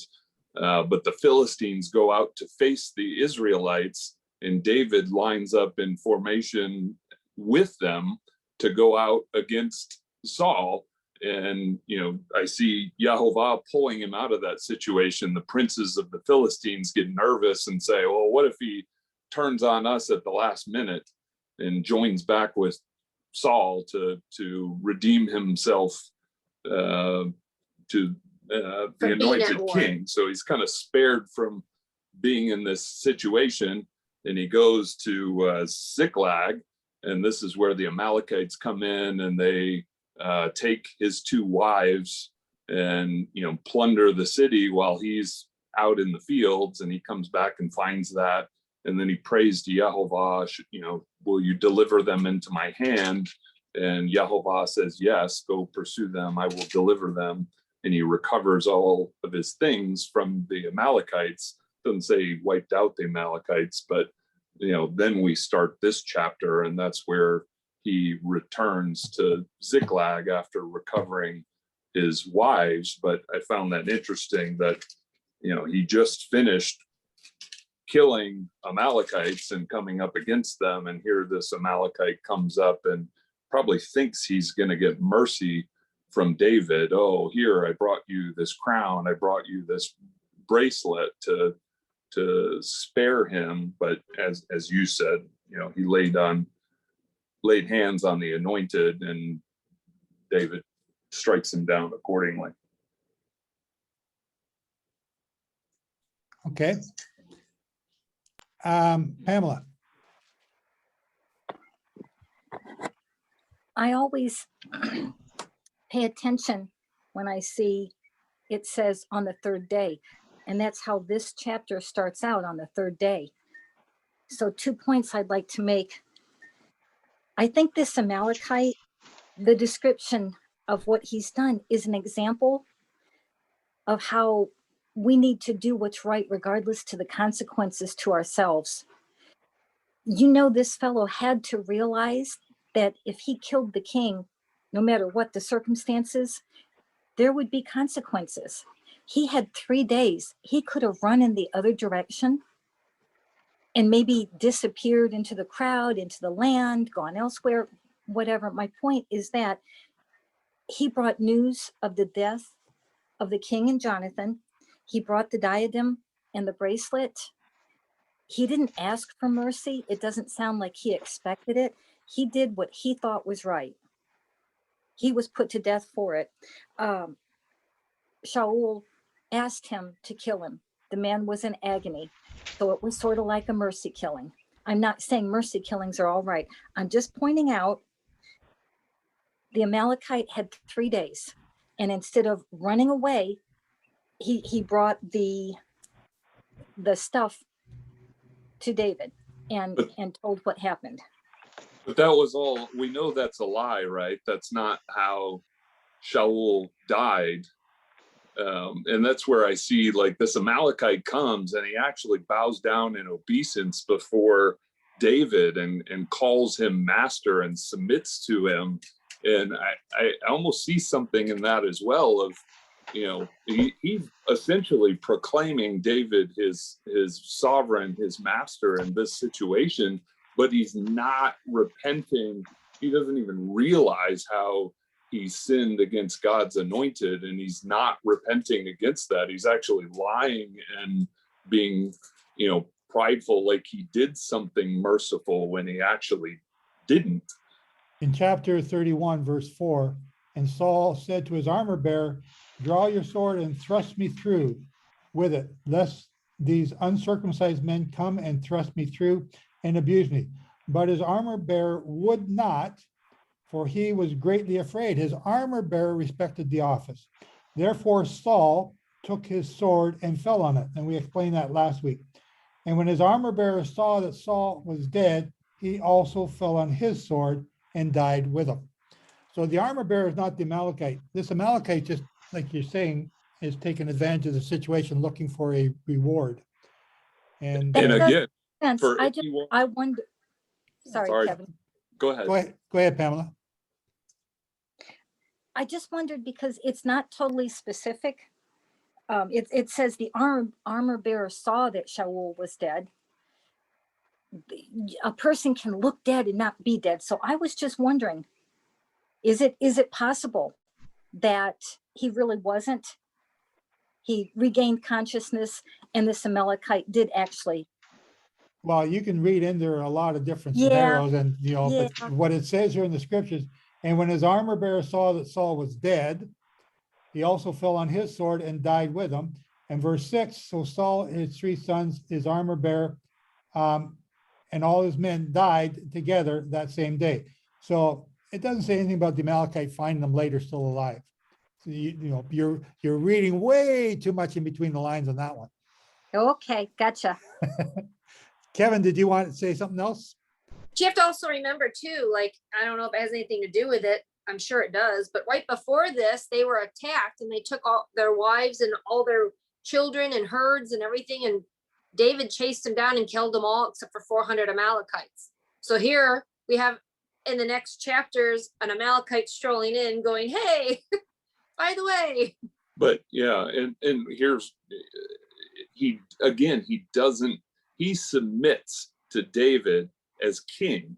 And so if someone, anyone sinful verbally submits and proclaims someone's your king, what is this telling us?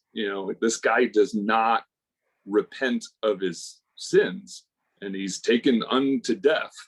If he would have asked for forgiveness, would have David have not killed him? I have no idea. Maybe he still would have killed him. But to me, there's a point here of, even in submission, this guy went unto death.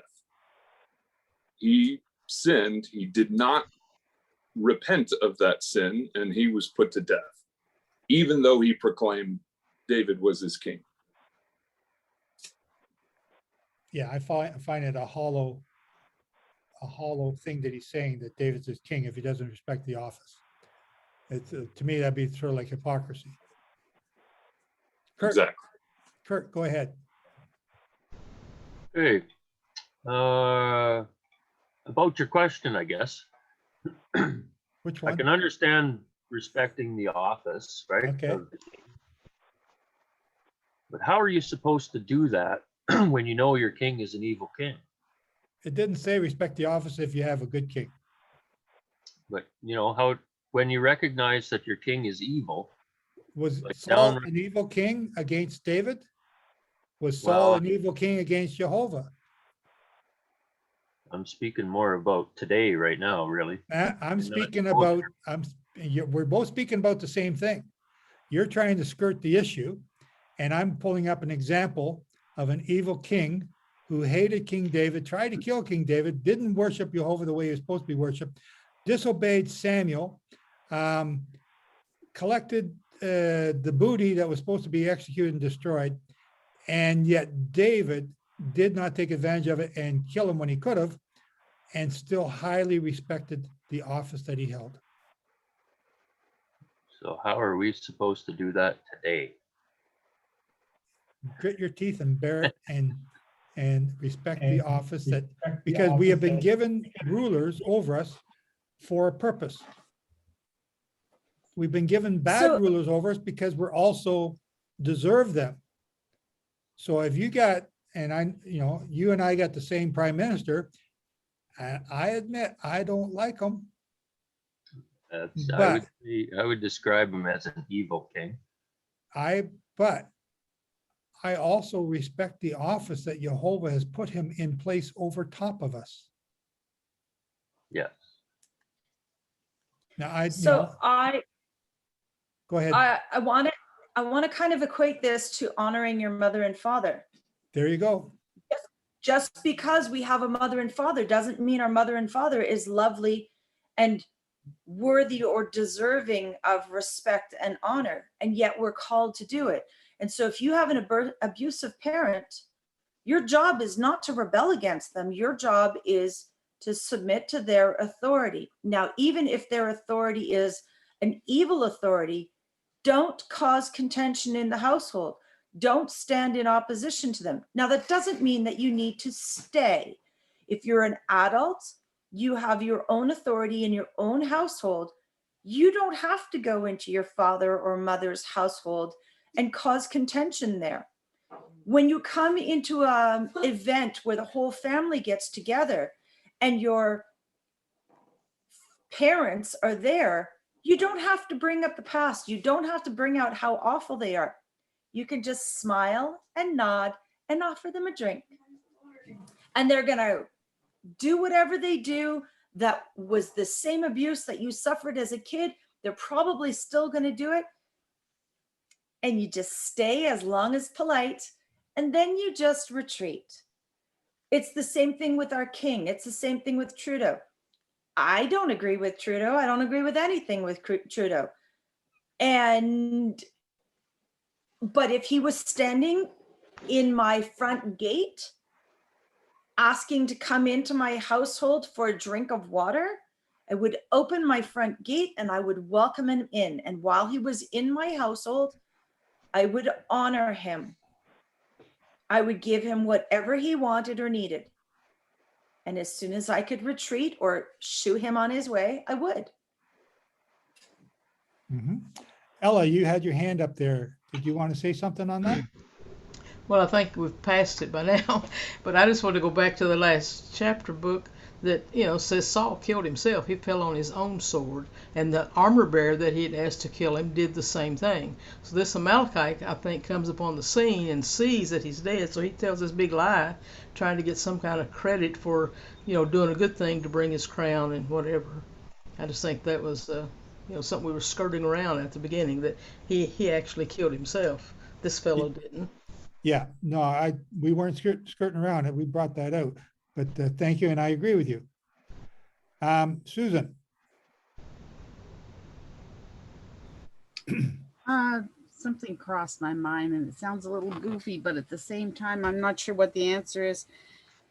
When Joshua went into the land with his people, they were told to kill all the people of the one nation, including the king. And that's fine. But what about, they didn't kill the one king that they were supposed to kill. So Joshua or Saul? Joshua. When he Joshua? went into the land. Okay, I need a verse for that, because I think Joshua killed all the kings that he came across. No, the one country, he didn't go into the land. The one, is that the ones where the Gibeonites fooled him and they made an agreement? Is that what you're talking about? He sent men in, and I can't remember who it was, but they killed the animals and the women and the children, but they brought the king back in captivity. But they were supposed to kill everybody, and then there was an uprising and there was trouble after that. I guess I'd have to look it up. But my question would be, if Jehovah told him to kill everybody, including the king, and they didn't, and yet he was a king put in place by Jehovah and they shouldn't, which is the right way? Why were they? Well, hang on. The kings that we're talking about are the ones in Israel who are put in by Jehovah. Yes. The one time that I can think of that Joshua didn't kill a king is he brought him back and then he executed him or threw him in a cave and killed him in a cave or something. I may have that story mixed up with something else, but I don't recall where Joshua did not kill everyone that he conquered. Oh, okay. I'll look it up. Thanks. Okay. Wilson. Okay. You touched on something right there that I wanted to get a little more thought on. You said we're talking about the kings of Israel, because with what Susan was talking about, killing these other kings. So modern times, we are talking about who are the modern kings of Israel? But also who are the anointed? How many of these have been anointed by the prophet? Just the queen. Okay. Well, I'm just saying, just I have the queen. Just you didn't even touch it. You didn't even bite on it. Just the queen is the only one that's she's your queen. I don't, whatever. She is your queen as well, my son. No, sorry. Yes, she is. She is your queen. She is the queen of Israel, anointed by the high priest of the time, by Jehovah, put in place a direct descendant from David. I'm not there, Joe. I'm not there. But maybe my American's showing too much. Yeah, but, that's what I was going to say. You Yanks are coming out. Yep. But you follow what I'm getting at, though. I mean, that's the trouble I have to some degree is, and I'll admit I have trouble with this. I don't necessarily have the answer. I understand what you're saying, but as far as honoring the office, of every Tom, Dick, and Harry that's, over the top of us in whatever respect, when they're a bunch of godless idiots that haven't been anointed, I'm like, I don't know about this. Okay, in the kings of Israel, I want to say Manasseh springs to mind. Manasseh was an evil king for most of his life. I think he repented at the end. But a lot of the kings of Israel were, Athaliah, Ahab, Jezebel. They were kings over Israel. Kings and queens. Well, Jezebel wasn't, she was a queen, but that wasn't really any kind of authority in the godly line or Yeah, well, she did have authorized. authority because she was running the kingdom instead Because of the Ahab let her, which was one of the most evil things there was. You know, that was the Okay, evil part, that he point allowed himself. aside, they were still ruling. They were still kings and queens. And I'll give you the Ahab, yes. Okay. Okay, so you're not going to respect Ahab? Well, I guess as much as Elijah did. Elijah was appointed by Jehovah. Right. And what did he, right. Okay, but so what did he do? Are you claiming, he actually, are you claiming Elijah here? Is everyone No. going to be Elijah and stand up to the king? Well, what I'm saying is, actually, Elijah still did show a certain level of respect to him. He did. But he also called him out in truth. It didn't mean that he just went along with everything he said, you know. So now you bring up an interesting point. Can we tell the king the truth? Or do we have to be submissive and just go around and hide behind a tree because he's the king and he's the anointed? Now you're coming to see, and that's the part that I'm like, okay, yes, don't take him out. Don't take, you know, don't raise your hand against them, but to be able to say you're wrong and this is incorrect and this isn't right. I believe that is our duty. In the Queen's Parliament, we have the loyal, and I stress loyal, opposition who argue against the elected body who represent the Queen at that time. And the loyal opposition is to still respect the office of those who have been voted in, because they didn't get voted in, but they are the opposition, or they didn't get the majority. Let me rephrase that. But it's the loyal opposition. They're all working on behalf of the Queen, or they're all working on behalf of their government, the opposition and the ones that are in power. And they counterbalance each other, or they're supposed to. So you're supposed to respect them. So I think Wilson, unless you got something else to say there. No, I really don't have a hard answer. I mean, I think we're mostly in agreement there. It's just an aspect that I guess some would go, oh, no, there are such and such leader. And so basically we have to agree with them, have to go along. And it's like, well, no, I wouldn't say that. I wouldn't go that far, even though I understand respecting the office. Yeah, I was going to, so there is a respectful way to disagree with the office. In Canada, we can write our members of parliament and, you know, do what we need to do, say what we need to say, but then still respect what happens, like not like we can overthrow the government. So just in this debate here that we have going on about various subjects, all of them, and we're about to hit another thorny one. Each of us is speaking respectfully, either in agreement or disagreement with others. Wilson, I disagree with you. I strongly disagree with you, but I still respect you as a brother. I respect you because of your anointing called by Jehovah. You keep the Sabbath, you keep the holy days, you're learning Torah, and you admit when you're right or wrong. And I respect you that way. If I disrespected you and I kept, putting you down, you're a piece of garbage and you don't deserve me even give you the time of day, that's disrespectful. I'm disrespecting the office that Jehovah has called you to. Whatever office that is maybe yet to be determined. But I'm disrespecting. Do you understand what I'm saying? I'm using Wilson as an example, but we all have to treat each other respectfully. Randy, okay, so here's another thing. Each of you are called to be kings and queens in the kingdom of Jehovah. Each of you. Again, let me use Wilson as my example. If I'm trampling all over top of Wilson, calling him a no good scoundrel and always talking down to him, I'm speaking down to a future king of Israel. I'm no better than that Amalekite.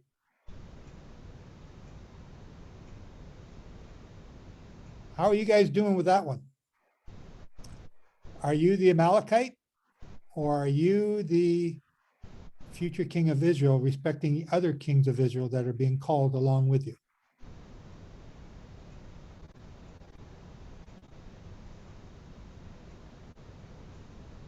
Oh, quiet again, crickets. Okay, one other point I wanted to point out here. At the end of this section in 1 Samuel 1, it says, verse 26, I am distressed for you, my brother Jonathan. You have been very pleasant to me. Your love to me was wonderful, surpassing the love of women. How the mighty have fallen and the weapons of war perished. Jonathan and David had a love affair. And this justifies LGBTQ having their rainbow churches.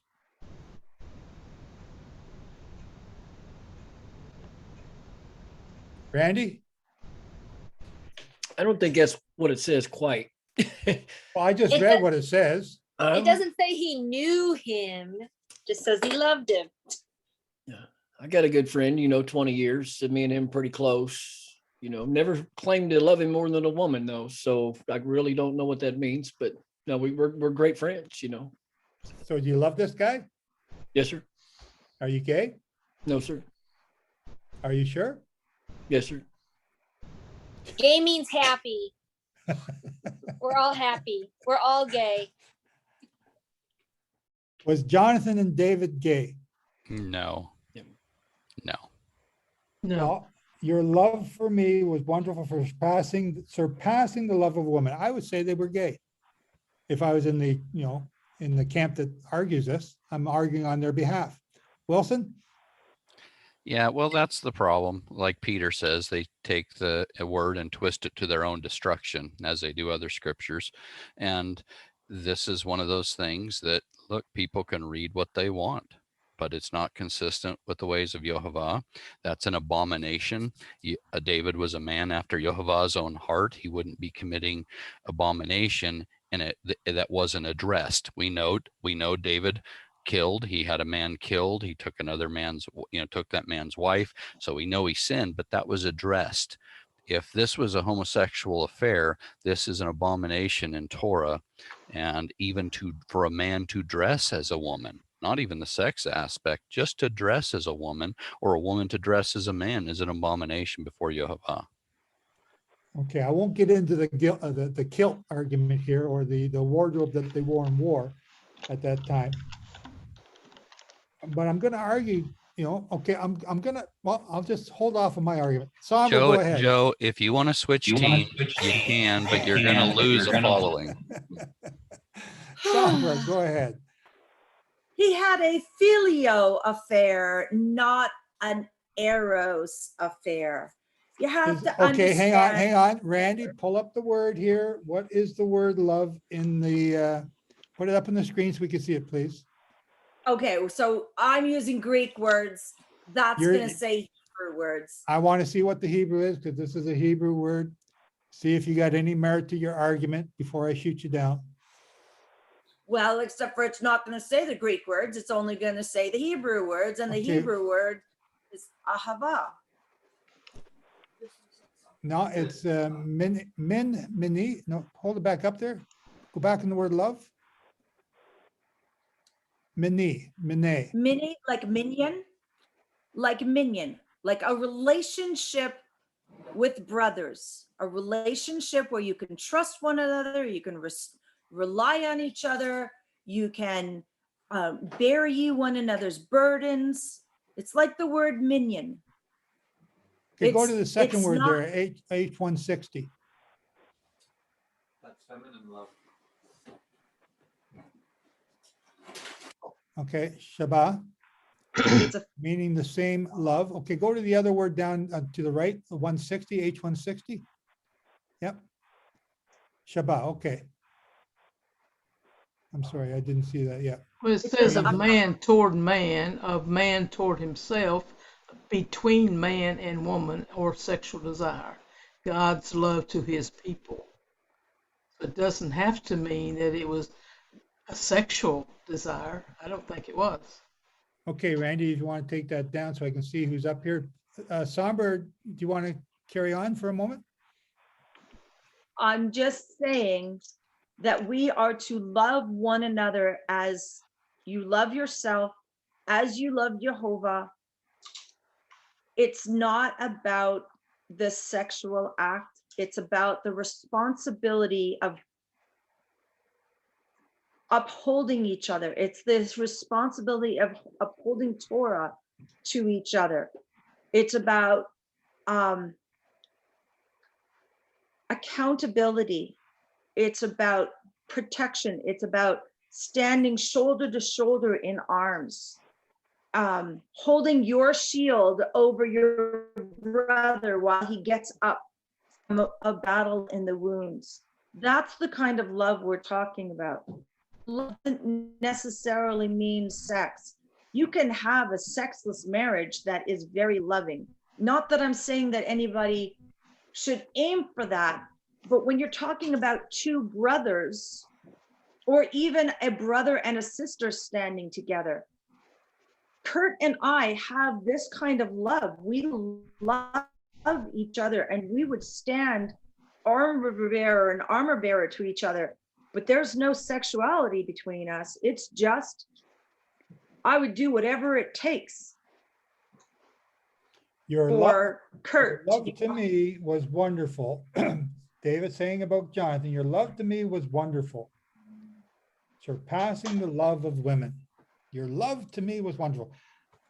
There's a lot of homosexual men out there saying that their love for their partner is no different than what David's saying here about Jonathan. Okay, they can say it all they want, that doesn't make it right. Okay, I have to chime in here. You know what? Go ahead, Michelle. I've been having my hand up forever, and you know what? I asked this question last week. I think you're onto something. I think this is the truth, because I had been reading those scriptures and wondering why God took out Jonathan. And for this would be a good reason. If he was actually having a homosexual relationship with the next king of Israel, this is actually something that would allow this man to go. I agree. I agree with you. No, don't agree with me, because I play devil's advocate all the time here, and I do that. I couldn't find an answer to this. This makes very clear sense to me. But hang on, we're exploring this so that we can find an answer. And the answer is maybe not the way I'm arguing. Wilson's on to me all the time, but he knows what I'm doing. And I'm trying to get y'all, all y'all, especially all y'all down y'all south, to think a little bit and to think outside the box. It does make me think, and that's the thing. There's so many. Okay, so now hang on, Michelle. That I don't hold on a make second. sense to me, but that would. If I'm arguing on behalf of a homosexual point of view here, and I'm able to convince you that this is homosexuality, then we all had better rethink our positions here and come up with a better solution. If I'm able to convince you, and I'm not even trying hard yet. So the love to me was wonderful, surpassing the love of women. Okay, that's what David's saying. When is he saying this? He's mourning. He's mourning for his best friend. Now, I had a best friend all through high school. And I mourned. I gotta be careful how I say this, because Wilson could be all over me. I mourned the day I found out he became homosexual. That was my best friend. Ever since then, I've never had another best friend. Sorry, James, I got to keep you at arm's length. But okay, I understand your concept. I still can't get past the fact that he was David's best friend. He saved his life, but God took him out, and I don't know the answer to that. So this is a plausible reason. okay, no, it's not. I would not say this is a plausible reason. But let's go. I want to come. Let's come back Okay, to so that. then why was he taken out if he was David's best friend, and David was to be anointed after Saul? And Okay, And so the answer to that is fairly simple. He was disobedient. No, it's not his disobedience. Saul was king of Israel. Right. Jonathan was next in line to be king. So if David and Jonathan were to live, then the dispute would always be as to who was king. Was it Jonathan or was it David? Saul is that a anointed reason? David. Is that a reason to take out Jonathan, though? I mean, that makes him an innocent birthright. Yeah, but you're questioning Jehovah here. Jehovah is the one that did it. All right. Jonathan stood up and fought with his dad, and he fought honorably, and he died with his dad, defending Israel. So Jonathan's death is not anything to be ashamed of. He was doing, it was honorable. Okay. I was All always fighting- wondering why he was taken out, because he's protected David and that was the way it was supposed to go, but I don't know. Well, again, why does Jehovah, let certain people die that were really good teachers? Why did Jehovah call you? Why did he call me? I was at the bottom of the barrel and just loved swimming around the bottom of the barrel. But he called me. Why? I don't have the answers to why for a lot of these things. And I don't think any of us ever can until we're sitting there in front of Jehovah and we ask him, why did that happen? And then he can tell you.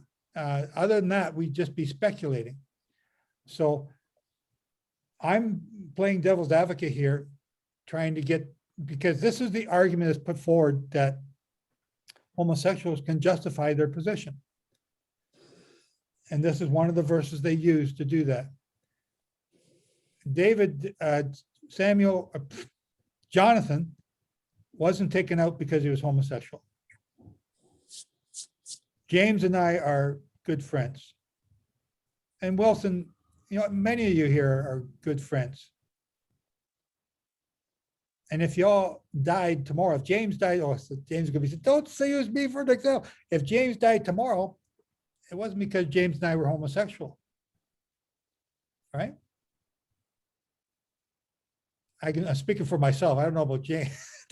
Okay. Joe, there's even a deeper meaning in here somewhere. Go ahead, Paul.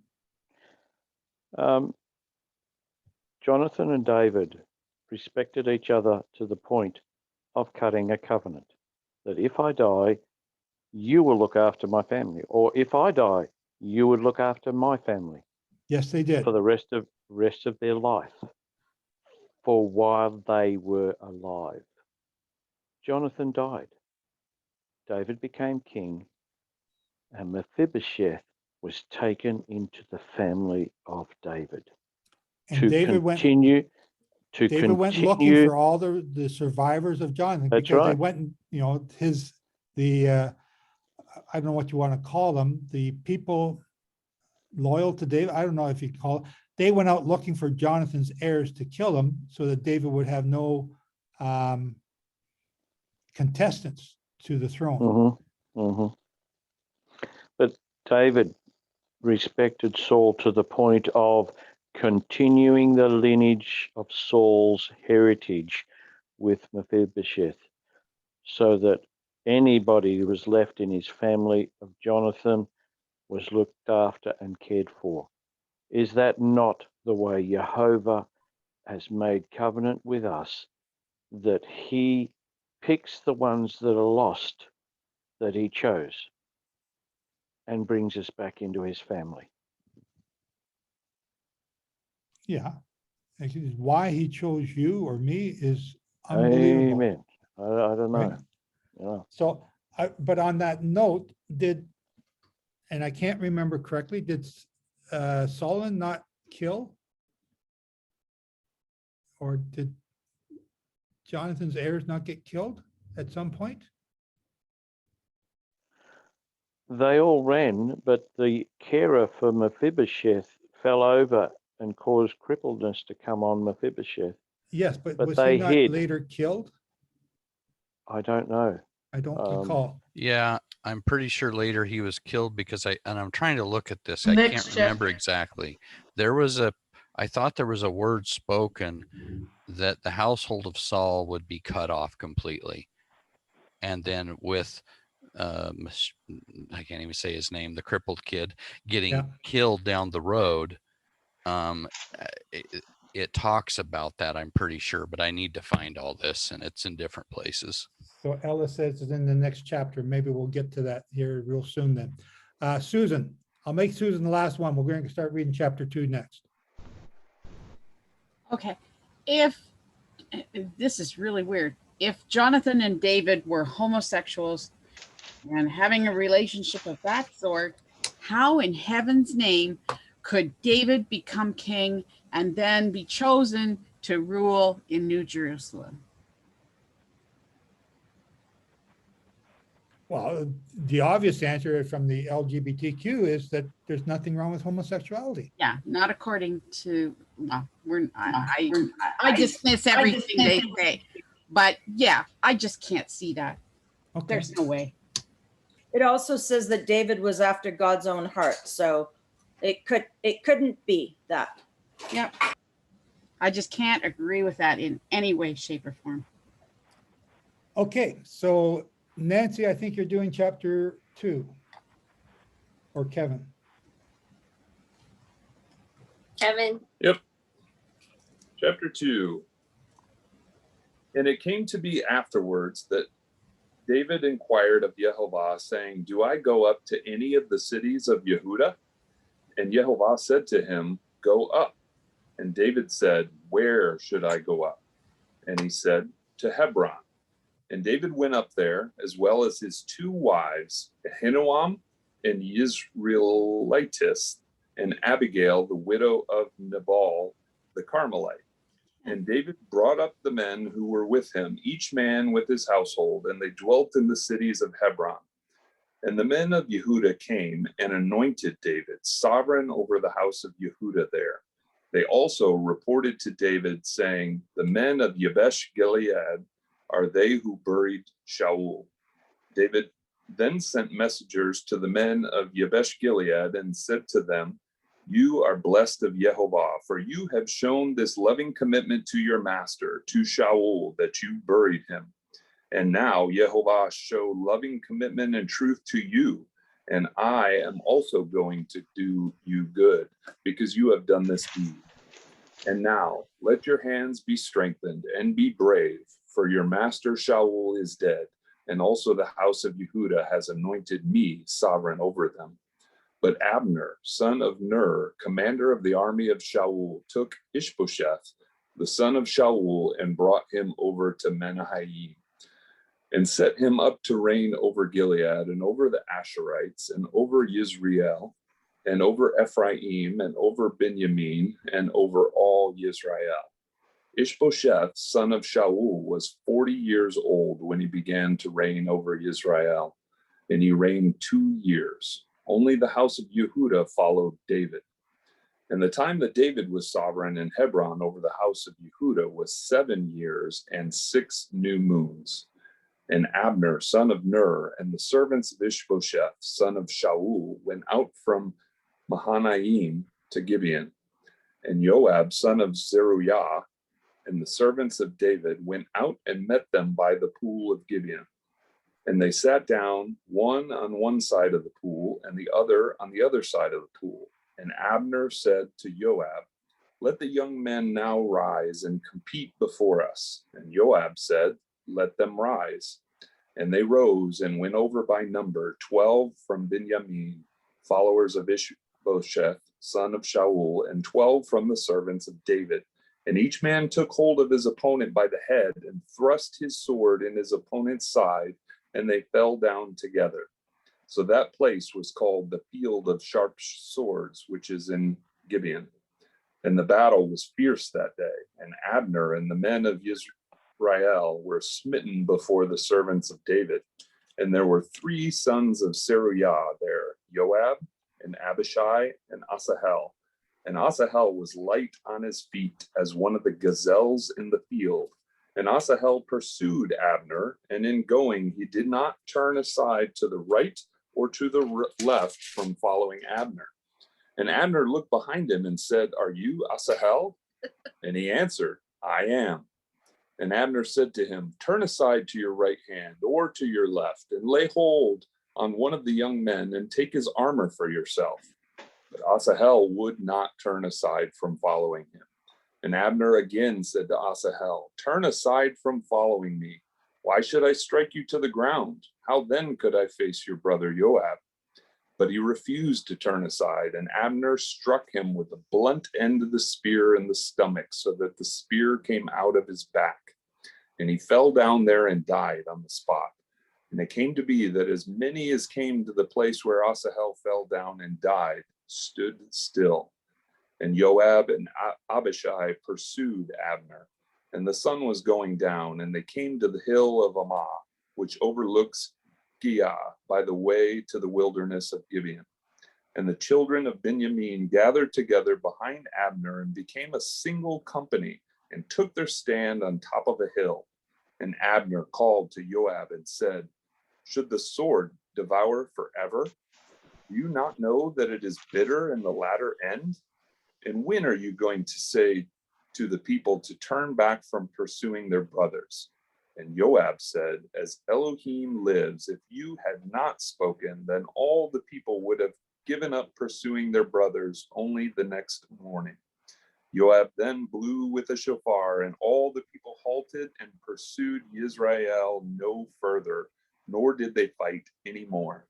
And Abner and his men went on all that night through the desert plain, and passed over the Jordan, and went through all Bithron, and they came to Mahanaim.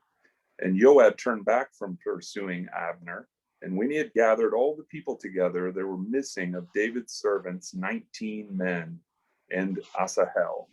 But the servants of David had stricken of Benjamin and Abner's men 360 men who died. And they brought Asahel and buried him in his father's burial site, which was in Bethlehem. And Joab and his men went all night, and they came to Hebron at daybreak. Thank you, Kevin.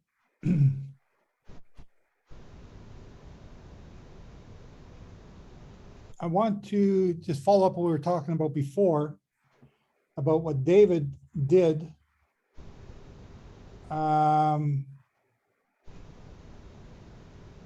David did with who? The messengers of Jabesh Gilead. The thing that stands out to me here is how much David is respecting their respect for the office of Saul. Again, we're going back to respecting the office. Because they respected the office, David is now going to be their best friend. And they're going to get in trouble later on. And David comes to rescue them. The Amalekite didn't respect that office, and he, never got to find out what could have happened to him had he have respected it. How many times do we miss out on the blessings of Jehovah because we don't respect or take care of something that he told us to take care of? Now, nobody, no comments on that. I wanted to point out here, David is anointed. Where is that verse here?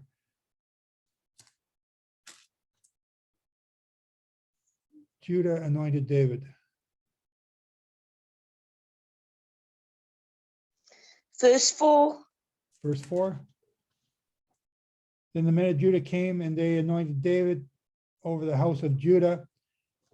Okay.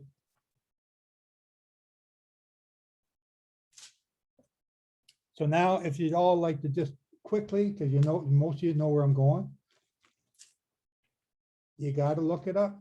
You got to understand it. Daniel 9:24. 70 weeks are determined for your people and for your holy city to finish the transgression, to make an end of sin, to make a reconciliation for iniquity, to bring in everlasting righteousness, to seal up the vision and prophecy, and to anoint the most holy. Know, therefore, and understand that from the going forth of the command, which is a command that Jehovah gave to Moses, to restore and build Jerusalem, because Yeshua didn't restore and build Jerusalem until Messiah the Prince. My Messiah is a king, so this is until the anointed prince. There shall be 7 weeks. And here's the part that all Christian theologians skip right over: the 7 weeks, the 7 Shabbat, the 749s, the 7 times 49, 343 years. And when you get out your calendars, Jubilee cycles, and you go from the Exodus, right? Again, from the Exodus right here. The Exodus is in blue, which is the year 11 or 1379. But you start that Jubilee cycle and you count 343 years later. It brings you to the time of King David, the 8th Jubilee cycle, 1043 BC.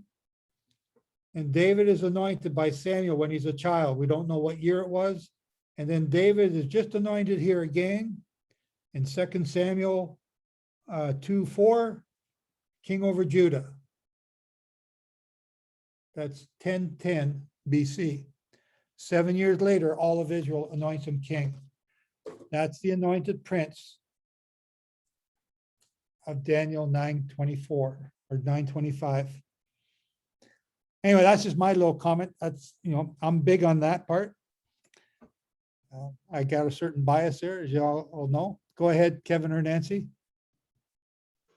I just wanted to ask, everybody's talking and one of the things that you brought up was about David being Messiah and anointed and blah, blah, blah. So how therefore could he do all these other things? Before you go on, just because you said 2 words are Messiah and anointed, when in fact that is the exact same word. Mashiach means anointed. Yes. Okay. So the point a lot of people were making was, well, he couldn't do X, Y, and Z because he is this person. So I just have a weird question because I'm looking over this. How did he marry Saul's wife when Saul was still alive? Saul's wife? Yeah, because this is one of the first times that Sarayu, where is she? And David went up there, his 2 wives also, Abinoam, the Jezreelite, and Abigail. I remember Abigail. She was married to that fool, Nabal. Yeah, but Saru, is it? Ahinoam was Shaul's wife. Ahinoam, Shaul's wife. And Ahinoam is also Michal's mother. Okay, you have me. I did not know who Ahinoam was. She's Saul's wife, Shaul's wife, but he hadn't died yet. And they're married. So how did that happen? He's not dead yet. When do you have a scripture as to say when David married her? Well, if you go back to when Abigail is married and Nabal dies and David's blessing Yehovah for Nabal's death, it says that his wife is Ahinoam, and then he takes Abigail as his second. But if you look at every single time also that the 2 wives are mentioned before any of the others, Ahinoam is always mentioned before Abigail, and it is in here also. So where does he marry Ahinoam? Well, it doesn't say. I have information. Go ahead, Sombra. No, you're frozen. Following publications, it says there are 2 women named Ahinoam in the Bible. One is the daughter of Ahimaaz, who married King Saul and has sons named Jonathan, Ishvi, Malchishua, and daughters named Mereb and Michal, which is becomes the wife of David. The other Ahinoam is a Jezreelite and one of the first 3 wives of David, and one of the 2 who were abducted from Siklag by the Amalekites, the other being Abigail. Ahinoam gives birth to David's firstborn son, Amnon, but he doesn't become crown prince as he obviously has a screw loose. He rapes his younger sister, blah, blah, blah. So there are 2 women named Ahinoam. Okay, so this is the Jezreelite, as it says here, and not the wife of Saul. Yeah, but there's Right. another scripture that says, hold on a second. I just wrote it down. What does 1 Samuel 25:43 say? 1 Samuel 25:43. Yeah. David also took Anoam of Jezreel, and so both of them were his wives. So that's the same person. Because it said it's No, from that's the woman. That's the second Ahinoam, who is a Jezreelite. 1 Samuel 14:50. 1 Samuel 14:50. 14:50. And the name of Shaul- what? Go ahead. Saul's wife was Ahinoam, the daughter of Ahimaaz. And the name of the commander of his army was Abner, son of Ner, uncle of Shaul. Okay, but that does not say she was the Ahinoam, the Jezreelite. It's a distinction, one from the other. Unless we can prove that Ahimaaz is a Jezreelite, this is a distinction saying that this Ahinoam is different from the Ahinoam that is the Jezreelite. Okay, 21 Samuel 25:43. Hang on, what, 1 Samuel 25? Oh, what did you just say, Sombra? Yeah, Okay. that's still Israel as well. Oh, Jezreel. Yeah, that makes sense. Thank you. Okay. Ooh, problem solved. And see, that's the other great thing about doing these Bible studies. I don't have to have all the answers. We have a lot of smart people with resources who can look these things up, and we can solve them all together here real quick. So thank you, Sombra. And thank you, Nancy, for that question. Anyone else got any comments on 2 Samuel 2? I'm just amazed by the act of mercy here, right? Like one, Abner's on the run and he does not want to kill Asahel. You know, he give 3 times, tells him turn to the right, turn to the left. What are you gonna say? Okay, now Kevin, have you ever, you look like a fairly fit fellow. You ever been in a flat out run? Yeah. Like 100-yard dash, 200 meters, whatever? Yep. Okay, do you ever turn and talk to the guy behind you as you're running? No. Okay, so I'm pretending I'm Abner. I'm a little bit older and I'm not as in good a shape. I'd be just huffing and puffing after the first 25 meters. For sure. I used to be able to run the 100 meters in record time, but I think I was 10.2, but I'm looking at it now like, man, that's a long ways to go. And I'm not going to be talking to the guy chasing me. I don't have time to talk. I'm too busy trying to catch my breath.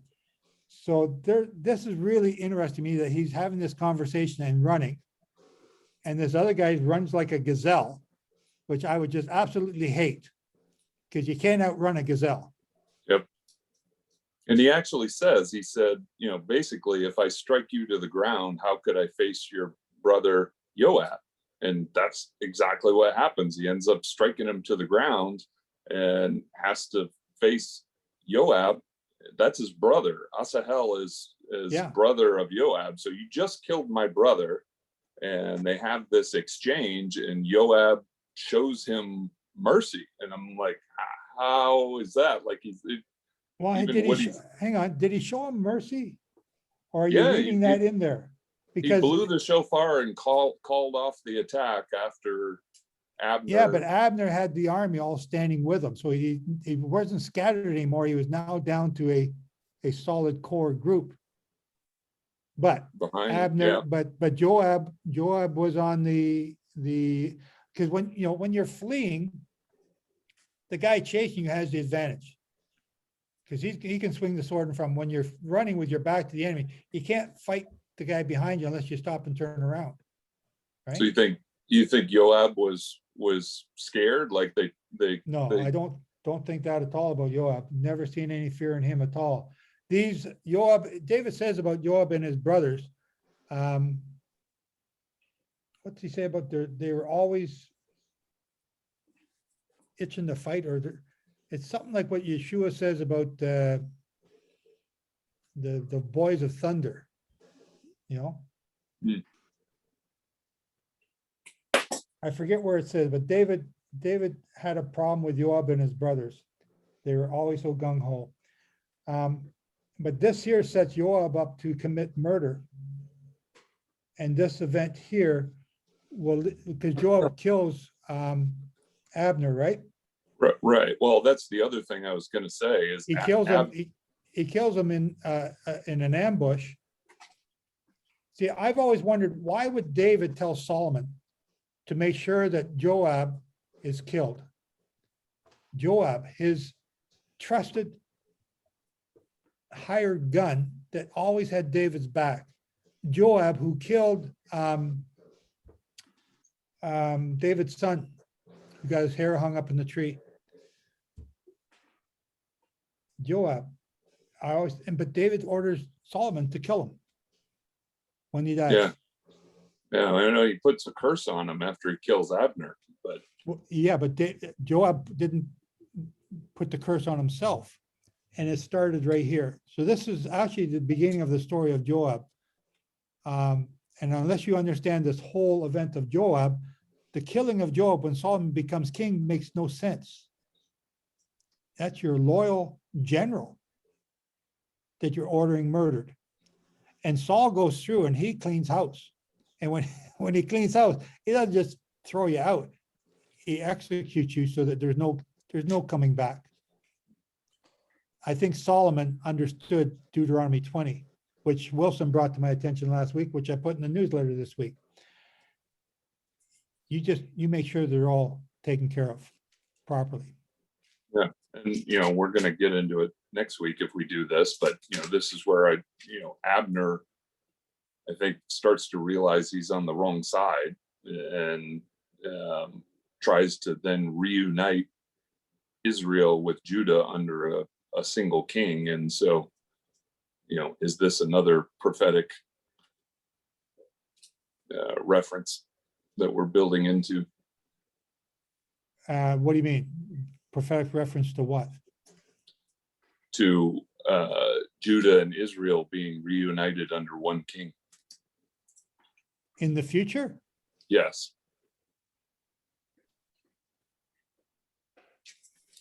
How? I explain what you're talking about. Well, it's kind of next week, but the next chapter. You want to save it for next week? Yeah, I'm getting into next week. But. Okay, so don't let us forget about it. Yeah. Okay, Chris, go ahead, sir. Thank you. What I think in verse 14, of 2 Samuel 2, I think those words are so strange. And Abner said to Joab, "Let the youth rise, I pray thee." And then it comes, "They play before us." And I looked up in Esort what has been translated as play, and it means, a primitive root to laugh, by implication to play, deride, have in derision, laugh, make merry, mock, play, rejoice. Strange word for a deadly fight. Yeah, that is strange to me as well. That they let the young guys get up and compete before us. And then the next couple of verses, they stabbed each other in the head. And then that led to them all going to battle everywhere. And I thought, okay, why would you lead off with your young men doing that? Why not just go straight into the battle? It looked like a Colosseum type event. Yes, yeah. I don't know what to make of that. Me neither. Okay. Okay, we'll leave it in the open. Well, yeah, we don't have to solve every problem, but there's some strange stuff here that I just don't understand sometimes. Okay. Thank you. Anyone else? Okay, shall we read, who's reading Psalms? We're reading Psalms 76 and 77. Glenn, I am. Okay, Okay. Glenn. Psalm Whenever you're ready. 76:1, to the chief musician for stringed instruments, a psalm of Asaph, a song.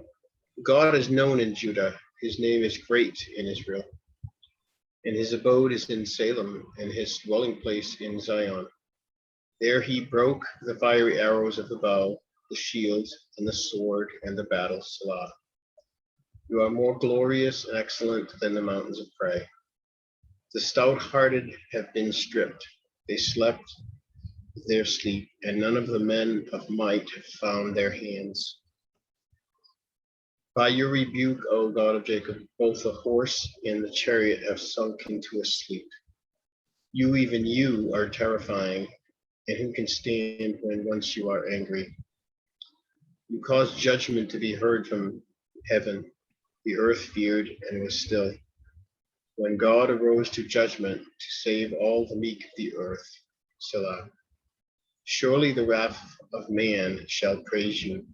The wrath that is left you shall bind up. Vow and pay to Jehovah your God, that all that are around him bring presents to the fearful one. He shall cut off the spirit in princes. He is feared by the kings of the earth.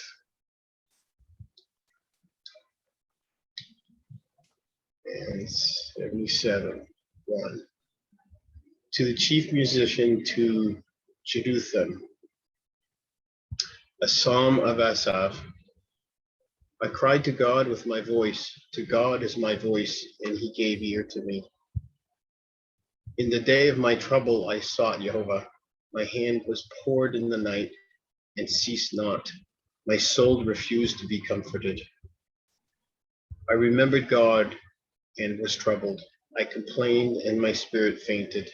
Selah. You keep my eyes awake.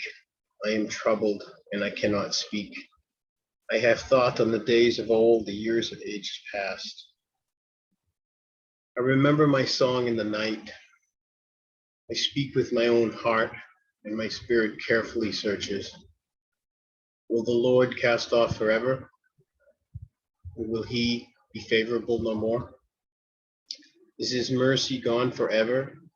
Has his word failed for all generations? Has God forgotten to be gracious?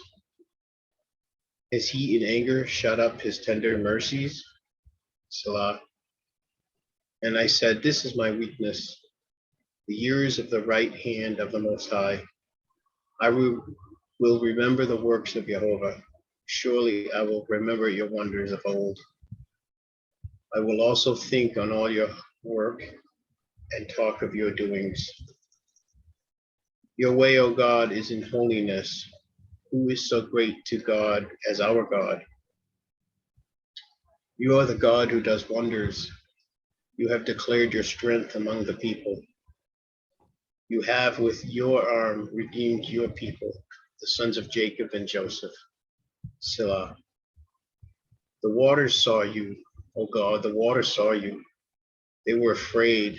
The depths also were troubled. The clouds poured out water. The skies sent out a sound. Your arrows also flew here and there. The voice of your thunder was in the sky. The lightnings lit up the world. The earth trembled and shook. Your way is in the sea, and your path in the great waters, and your footsteps are not known.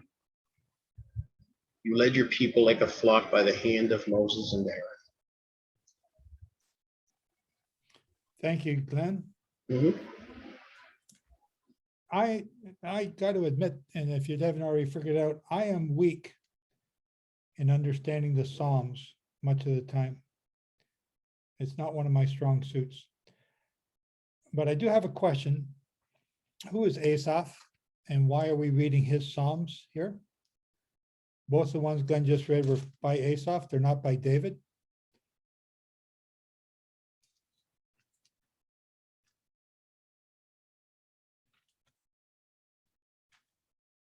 Nobody got an answer? I don't have an answer either. I'm just asking the question.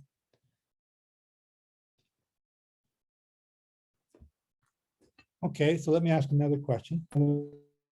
Give me a second, I'll look it up on Okay. on so Aberdeen Publications. let me ask Okay. another question while you're looking that up. Thank you, Somber. I've got it. Oh, you got it? Yeah. Go ahead. Okay, so the meaning of the name Asaph means gatherer or collector. A psalm of And the it's collector. Sorry? So you're saying it's saying this is to Jeduthun, a psalm of the collector. Yeah, the meaning of the name Asaph is gatherer or collector. It says there are 4 men named Asaph in the Bible, but the most famous is Asaph, the author of 12 canonized Psalms, 50, 73, and then 73 to 80. This Asaph, the son of Berechiah, is a Levite from the Gershon family and a choir leader during the reign of kings David and Solomon, as 1 Chronicles 15 to 17 mentions. During the reign of King Hezekiah, Asaph's predicate was raised to seer. That's from 2 Chronicles 29, verse 30. And 128 singing descendants of Asaph returned to Babylon with Ezra, the reformer. And that's from Ezra 2, verse 41. And then they performed during the dedication of the new temple's foundation. That's from Ezra 3, verse 10.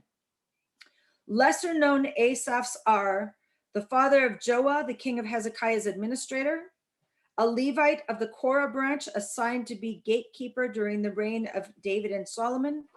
And then the third lesser known is King Artaxerxes' chief forester. So this Asaph is the choir leader in King David and King Solomon's Levitical priests who were part of the choir that sang at the temple. Yeah, That was awesome. and then Somber, you've answered a question I've had in my head for so long. That was awesome. Right. And then 120 of his descendants return with Ezra from Babylon. And That was they also are singing awesome. in the choir then.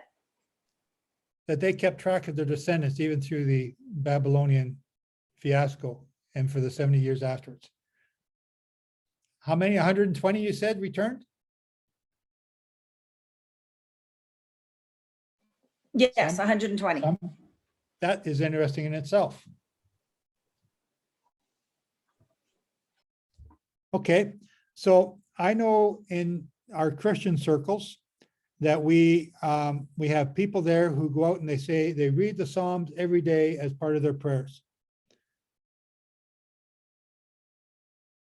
We, in my Catholic circles, we used to say the Hail Mary, I don't know, 10 times and the Our Father 1 time when we did the Rosary. Am I comparing apples to oranges here or onions to tomatoes? What? Should we be saying the Psalms or do we read the Psalms as a part of our prayer life? Is that what we're supposed to be doing? I know that I have Sombra. I know that I have Sombra doing the prayers before for a purpose, and we're not going to get into it. I was hoping, but we're just not going to have time to get into some of that later. Repetitive prayers. Should we, is that what the Psalms is about? We have to know what we're saying and we have to feel it. We can't just read it. That's what I believe is part of this vain repetition. If it's just vain repetition, that's exactly what it is. Okay, so you hang on, you put in the word vain, I agree, but I'm not talking about vain, I'm talking about repetition. You have to be exposed to it first. in order to understand it. So let's talk about the prayers for a minute. We have been going through them on Shabbat morning, and I've been increasing what I've been exposing you to. And I've been for the last month or so at kind of that stable position where I'm giving you about all that I've got to give, except for a little tweak once in a while. But now that we're exposed to them, now we're getting into the point of learning to understand them. Where are they coming from? What are they there for? Why do I need to learn them? Why do I need to have them wrote on the top of my head? And one of the things that came up during the week when we were doing our prayers during the week was we're talking about when I first started them, you guys were all saying, you got to slow down, you got to slow down. But the problem is when you learn them and you get the rhythm of them, it's really hard to slow down, because when you slow down, you take yourself out of the rhythm. And somebody, I think it was Susan, was talking about how when we sing the Psalms, and the point is we're supposed to sing the Psalms, when you sing a prayer or sing a song, your brain remembers it more easily. And that's where the by rote comes in, is because you've got that repetition, and it's either by rhythm or by melody. And it helps you to remember. Now, So hang on, once you've just one second, Sombra. Can we get Glenn to sing these two Psalms that he just read? You're not gonna like it at all. But you're right, you're absolutely right. But think about it. Who is the author? The collector, who was a musician. So what was he doing? He was writing these and to some sort of rhythm. I don't know what that rhythm is. It doesn't show it or say it, but I would agree with Sombra on that. It probably was something that, you know, you get a melody going. Sometimes you're working and there it is, and there's a melody and you remember it. So let me just, while I still got Sombra interrupted for a moment, there are cantors who sing these Psalms at a synagogue each week. And if I remember correctly, and I could be corrected on this, they are singing the songs according to the letters in that psalm as to how they go up or down. And I have, I've not looked into it enough to know it. It's something that I would love to do, but I think it's possible. I also know that there is a harpist, a Messianic harpist who's playing the harp, and he's playing the music on his 22-string harp according to the 22 letters in each word. And so like the word Judah here, Yod Dalet Hey, or Aleph Hey, would be certain notes on that harp that he would play to represent that note. Somebody trying to say something? Okay. Sombra, you want to carry on? So Stuart just mentioned too, the fact that in terms of repetition, what do we do every week? We're repeating, or rather every year, we're repeating the Torah cycle, or every 7 years, we're repeating the cycle. And that's Why? the thing about Hebraic thought, is it's cyclical and you build on it every year. You start with a seed and it's like a gyre. A what? Round and round like a gyre. You're growing it and you're building on it. And it's the same thing with our children. You start with a baby who's learning to crawl, and he touches something and you tell him no. And you tell him no. And you tell him no. And eventually he's going to get enough vocabulary. He's going to say, why? Because that's dangerous. Don't touch it. Why? Because it's dangerous. Don't touch it. Why? Because it's precious. Don't touch it. Why? Because you could break it. Don't touch it. And eventually he gets to the point where he doesn't need to ask why anymore, because he understands and he learns to respect and honor. And that's our whole point as parents, is to teach our children as we go. Don't drive the car fast. Don't take your phone out while you're driving. Why? Because it's precious cargo, because it's a $2,000 to fix it if you crash it. It gets bigger and bigger and bigger. And so why do we repeat the prayers? Because they do get more meaningful. as you learn them, as you understand them, they do get more meaningful. They get more precious in your sight.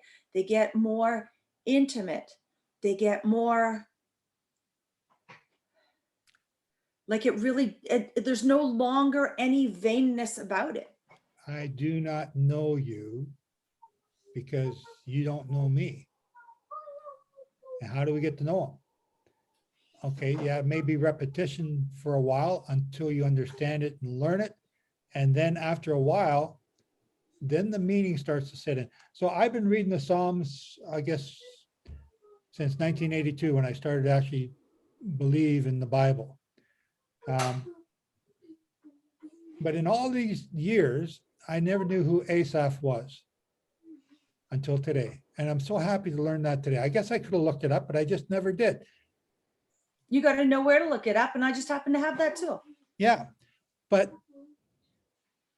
it's the cycle of going around and around and around. And each time I do, I'm getting to know my father more, my groom. And I hope that by the time that time comes, he's going to say, I know you, come on in.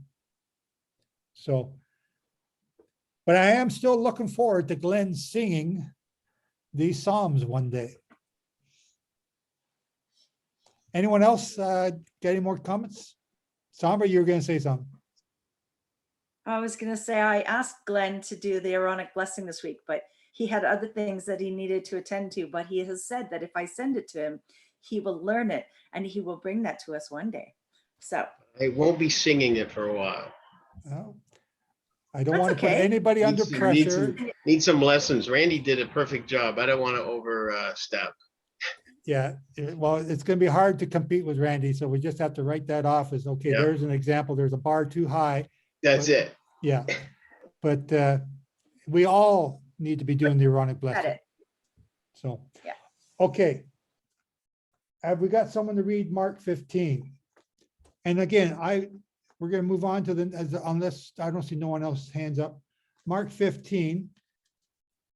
And I always ask, is there a theme in the things that we've read today and why these certain chapters are put together with other ones? And if someone sees a theme, speak out, because I don't see one yet, unless it's respect for authority. 15, Mark 15. Okay, it's me. Go And ahead, me. and immediately in the morning, the chief priests had a council meeting with the elders and scribes and all the council. Having bound Yeshua, they led him away and delivered him to Pilate. And Pilate asked him, "Are you the sovereign of the Yehudim?"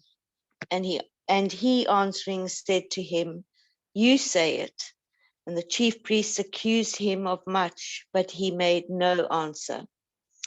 And Pilate again asked him, saying, "Have you no answer? See how much they witness against you."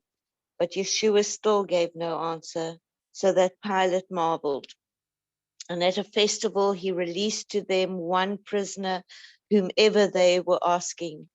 And there was one called Barabbas, chained with his fellow rebels who had committed murder in the uprising. And the crowd, crying aloud, began to ask, as he had always done for them. But Pilate answered them, saying, "Do you wish me to release for you the sovereign of Yehudim?" For he knew that the chief priests had handed him over because of envy. And the chief priest stirred up the crowd that he should rather release Barabbas to them.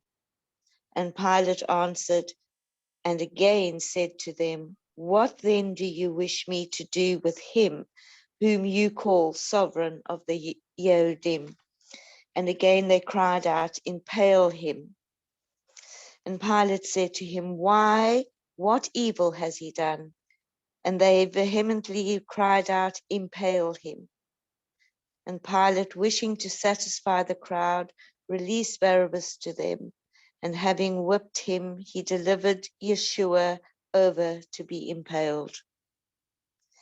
And the soldiers led him away into the court, which is the palace, and they called together the entire company of soldiers and decked him with purple. And they plaited a crown of thorns and put it on him. And they began to call out to him, "Greetings, sovereign of the Yehudim." And they kept beating him on the head with a reed and were spitting on him. And bending the knee, they were bowing down to him. And when they had mocked him, they took the purple off him and put his own garments on him and led him out to impale him. And they compelled a passerby, Shimon, a Cyrenian, coming from a field, the father of Alexander and Rufus, to bear his stake. And they brought him to the place Golgotha, which is translated place of a skull. And they were giving him wine mixed with myrrh to drink, but he did not take it. And when they impaled him, they divided his garments, casting lots for them, what each one should take. And it was the 3rd hour, and they impaled him. And the inscription of his accusation was written above, "The sovereign of the Yehudim." And with him they impaled 2 robbers, one on his right and the other on his left. And the scripture was full, which says, "And he was reckoned with the lawless." And those passing by were blaspheming him, shaking their heads and saying, "Ah, you who destroy the dwelling place and build it in 3 days, save yourself and come down from the stake." And likewise, the chief priests and the scribes, mocking to one another, said, "He saved others. He is unable to save himself." The Messiah, the sovereign of Israel, come down now from the stake so that we see and believe. And those who were impaled with him were reproaching him. And when the 6th hour came, darkness came over all the land until the 9th hour. And at the 9th hour, Yeshua cried out with a loud voice, saying, "Eli, Eli, lama sabachthani," which is translated, my El, why have you forsaken me?" And some of those standing by, when they heard it, said, "See, he is calling for Eliyahu." And someone ran and filled a sponge with sour wine and put it on a reed and offered it to him to drink, saying, "Leave him, let us see if Eliyahu does come to take him down." And Yeshua cried out with a loud voice and breathed his last. And the veil of the dwelling place was torn in 2 from top to bottom.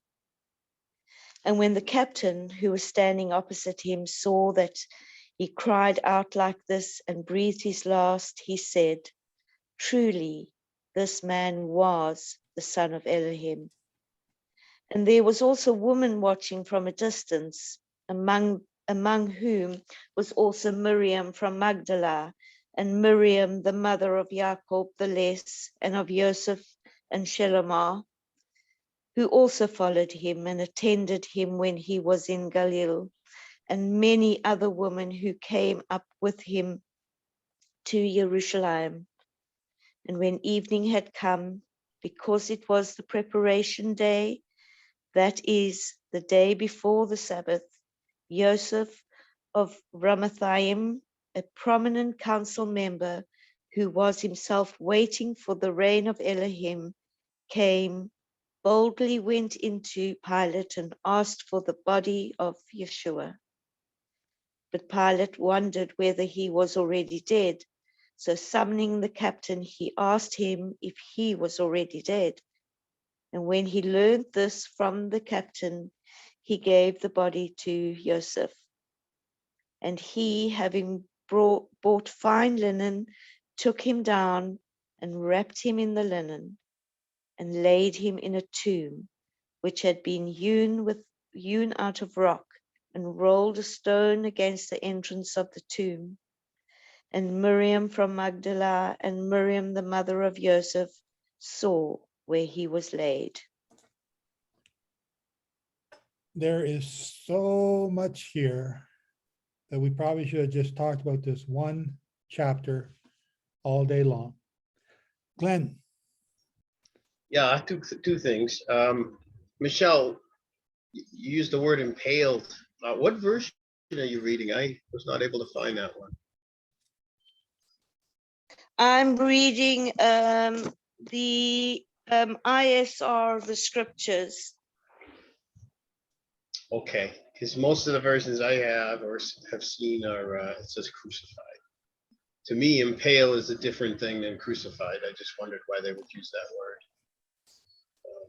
But anyways, something else that I recently realized out of the clear blue, and I don't know if many of you have seen this, but probably. Barabbas, son of the father. Isn't that what that means? And so they had son of the father and another son of the father before the people. I don't think Jehovah, I'm sure Jehovah is involved in that name. Randy, can you pull that up on the screen?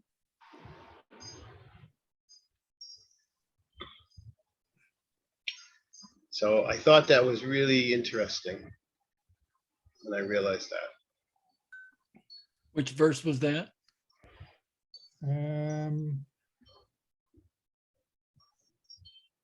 Verse 7.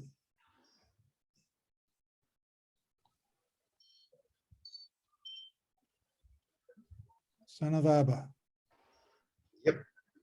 Interesting, Glenn. Very interesting. Yeah. Well, just the name Bar is son, and Abba his father. Isn't that something? This is good perfect setup. Yeah. Perfect. God knows what he's doing. That was a good catch, Glenn. Blew my mind when it came. Okay. You can take, yeah, thank you. I have another note here. Where did Syrian, it's a Syrian guy, Simeon. Where did I see that? Verse 21. The 21. Yeah. Then they compelled a certain man, Simeon of Cyrene, the father of Alexander and Rufus, and he was coming out of the country and passing by to bear his cross. So there's guys walking down the street and they grab him to, take this cross and go for the guy. The thing that stands out there is Rufus. You're going to read about Rufus later on.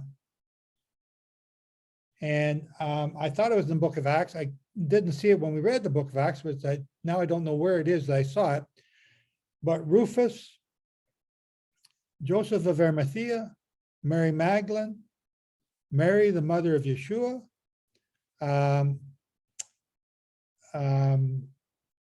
the guy they brought back from the dead. Who did Yeshua raise from the dead just before he was crucified? Lazarus. Who? Lazarus. Lazarus, thank you. Lazarus, Mary Magdalene, Martha. All those people are going to be put in a boat by Paul. It's got to be in the book of Acts somewhere, and sent out to sea. But Rufus is one of them. And if you read the Acts, the drama of the disciples, the drama of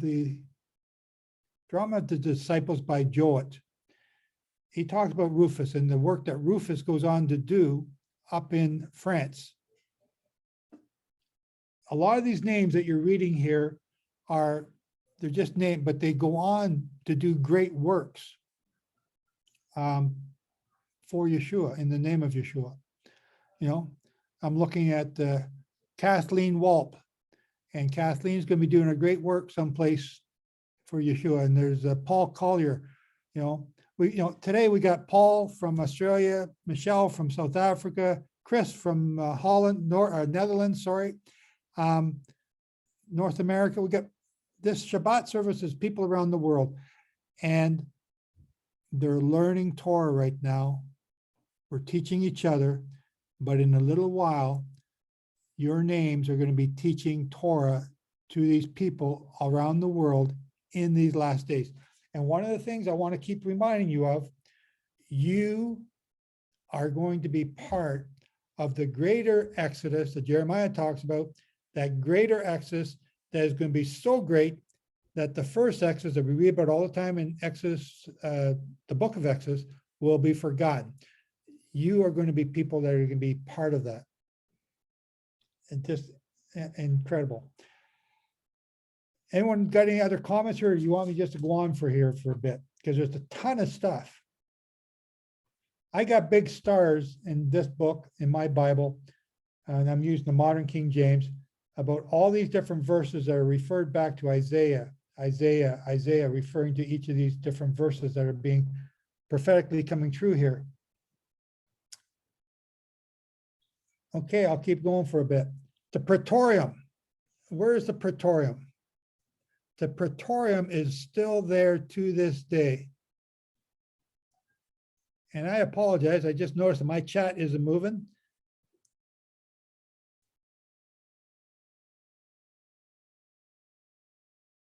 Where's the Praetorium? The Praetorium, Glenn. Oh, you know this answer. Yeah, it's right where the Roman citadel is to this day, the Wailing Wall. Yeah. Be more specific. And The Dome of the Rock. Dome of the Rock, good one. Okay. The Dome of the Rock is where the Praetorium is. The Praetorium, you'll read in others, it's the pavement. The pavement. The pavement is the rock inside. That rock during Yeshua's day was huge. It was like 30 feet of debris is built up around it. So now it's just a little nub sticking out with a dome over it. Before that, it was a rock. It was. You can, if you go really inside the high. Dome of the Rock, you can go down one level and see the size of this rock. Yes. Yeah. So there's that. Golgotha. Where's Golgotha? You need to know where this is. And actually, this is the tour that I do for anyone. Are the Joel friends here? Because they were on tour. I showed them all this stuff. They're not here today. Golgotha. Golgotha is another name for the Mount of Offense. The Mount of Offense is the third mountain of the Mount of Olives. There's the Mount of Olives, which is directly across from the Dome of the Rock. Then there's the Mount of Offense, or Golgotha, which is directly across from the city of David. Yeshua was killed on Golgotha. The reason it's called Golgotha, if you look at my head, it's shaped, this mountain is shaped like a head. Is that east? Pardon me? Is that east? What does it face? This is east of the city of David. I don't know, maybe you can find a map of the Mount of Offense. Randy, and throw it up here. What's buried at Golgotha? Well, Yeshua was buried there. He was crucified there. Anyway, so in the time of David, when David flees and he's sitting up on the Mount of Olives, he's looking back over Jerusalem. He says, Jerusalem, Jerusalem, how I wish I could take you as a hen takes her chicks under her wings. That's one of the Psalms that David was singing. He's singing it from this Mount of Offense, looking back at the city that he just fled, that his son had taken over. The ark or a book, I can't remember. The ark is buried there. And inside the ark is supposed to be the Ten Commandments. Ron Wyatt's spot. Yeah. Right? Yeah. Everything that Ron Wyatt told you was true, except for the location. And the location he gives you is the bus depot. Now, if you look at the map of Jerusalem and you look where the garden tomb is north of the city. And beside the garden tomb is what they call Golgotha, which is the face of the face that's in the mountain from the stones falling out. That is not what this is talking about. How are you making out, Randy? No?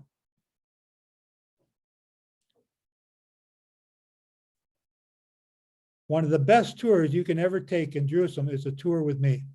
Okay, so there's Golgotha there, or that is what they call Golgotha. And okay, so can you pop that first picture up there? That's a good one. That's an old picture. Can you make it bigger? Yeah. Okay, so this is taken back around 1901, I believe it is. And there's what they call Golgotha, the two eyes and the nose and the mouth. And people make a big stink about it. Above it is what they call Calvary, which is where they put the three crosses. There's actually a graveyard on top there. That's what they call Calvary. This is all baloney, okay? Baloney is not the word I normally use, but this is what it is. To the left of Golgotha, you see that big opening there? Okay, and down to the left more? Yeah, go even more. More, yeah, just over a little bit more. To the left, left, left, left, more, right there, yep. Okay, that's the garden tomb. So that's what they say is the garden tomb. Now, the garden tomb was only built there in something like the 1500s. It wasn't even there when Yeshua was there. Okay, can you pull back out and find me, not Golgotha, but the Mount of Olives, the Mount of Offense. So this is actually north of Jerusalem, right in front of that Golgotha now where the camels are. That's a bus station in Jerusalem. And where Ron Wyatt says he dug up is right where the mouse is pointing at, those line of trees there. That's where he says he dug up this tomb. Again, that's he's telling you a lie there. On purpose, right? On purpose. I believe he did it on purpose to protect the site. Yes.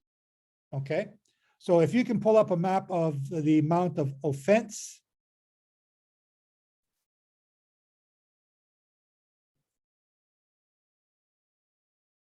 You're looking at all what the same area, all what they call Golgotha. So I need the Mount of Offense. Mount of Offense map. There you go. Go to this gray one here. Fourth one. Yep, that one. Make it bigger.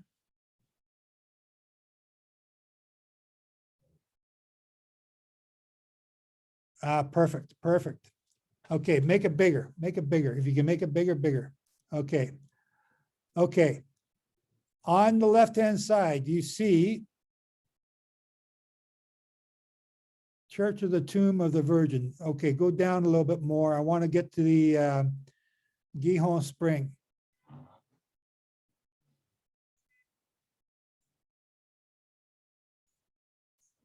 Oh, hang on, stop.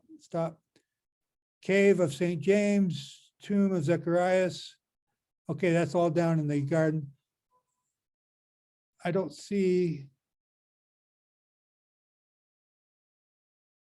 Tomb of the Prophets. So this one's, no, this is Tomb of the Prophets. Okay, no, that's not good enough. They've, okay, get me another map. Try the one yellow one in the middle.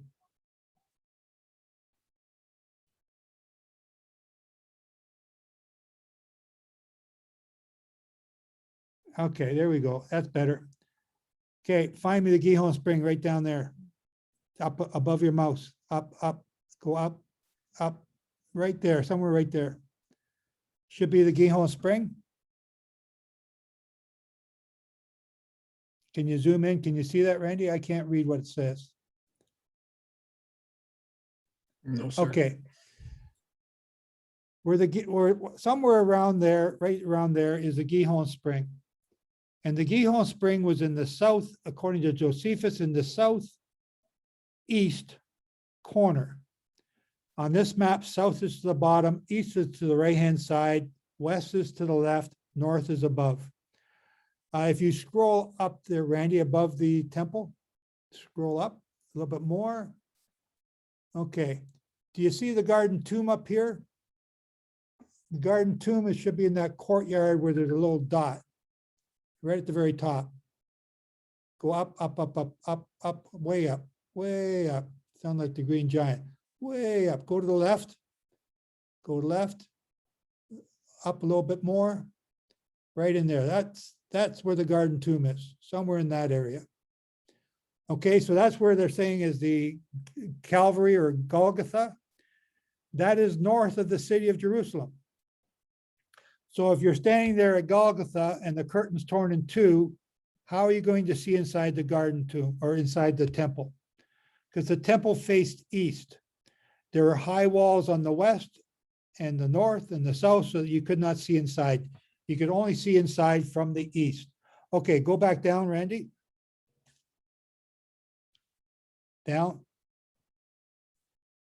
Okay, on this mountain here at the bottom, what does that say? Can you read that? Mount of offense. Is that what it says? Mount of offense? Yes, sir. In parentheses. The other word I can't. Well, golly gee, eh? So in between the Mount of Offense and this other mountain is the valley or where all the dead are buried. No, go up north. On your right-hand side, right there, it says Jebel of 10. I don't know what that is. That's the Mount of Olives there. Right. Mount of Olives, it says right there. Okay, there you go. That's the Mount of Olives. So that's directly across from the dome. One of the things that Josephus says is when the high priest was doing the red heifer offering or the sin offering, which was done outside the city on the Mount of Offense, that you could see the high priest's arms. When you're standing at the Dome of the Rock and look over at the Mount of Olives, they look like ants. When you stand at the Mount of Olives, you look at the people inside the courtyard of the Dome of the Rock, they look like ants. You can't make out men or women or arms and legs. If you scroll back down to the Mount of Offense, Randy, thank you, right there. The temple was on top of the Gihon Spring. Yeah, right about where the L is in Ophel. Yeah, it went over the Gihon Spring. It was 10 degrees south of east. It faced 10 degrees south of east. So it was looking directly at the Mount of Offense. And you'll see a line going through the Mount of Offense there. You see, yes, that line. Very good. Okay. This mountain is going to be split in two, going north and south.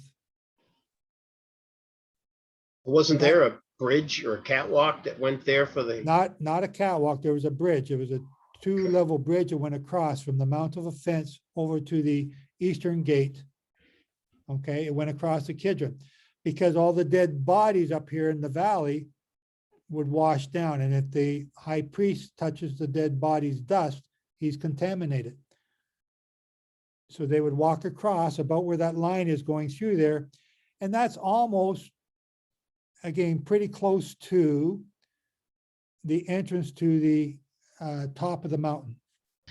Is that also where they burnt the red heifer? Yes.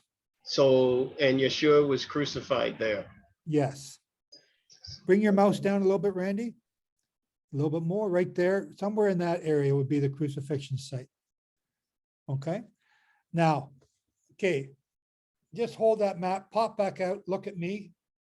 If you can all see me. My head is Golgotha. It's a place where they took the head tax. Okay. Where the crown of my head meets my hairline is the place where he was crucified. The top of my head is flat. That's where the garden is. That's where the Garden of Gethsemane is. So on top of this mountain, it looks like it's flat. Well, it actually is flat. That whole area is flat and it's all a garden. And up there, even though you're in the middle of a noisy area, it's peaceful and quiet. And you can stay there. And I've stayed there. I've had Passover there. And it's the most meaningful place to have Passover. Now, how many people in the world know this? Depends how many are watching this video. That's I've taken, I don't know, maybe a couple hundred there now. You're not always allowed to go there. So depending if the group is not a good group, then we don't get to go. If the group is a obedient group, then I figure Jehovah's opening the door to let us in. And the reason we don't get to go in is because the grounds are protected by the IDF sometimes if there's riots or they're throwing stones and we can't get up there.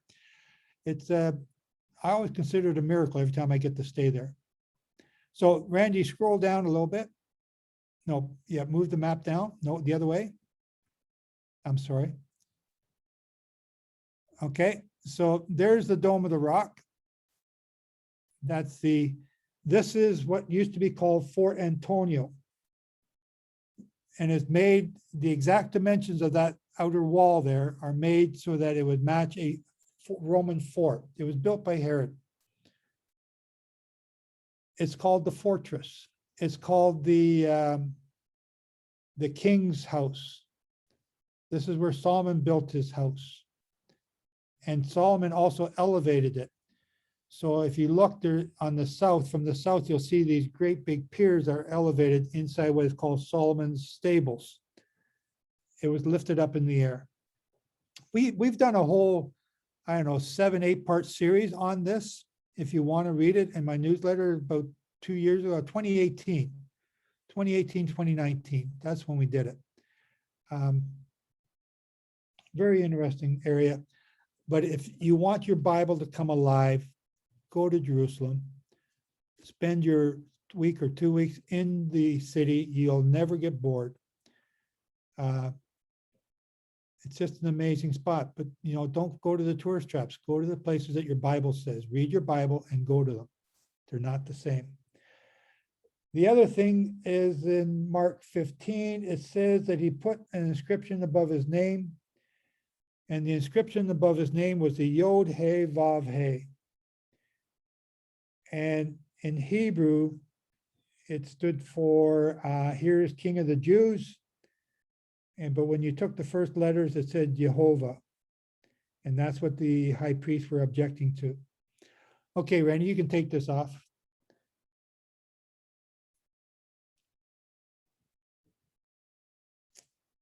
Anyone got any questions about anything we've just read here in Mark? What's the theme? What seems to be the theme here?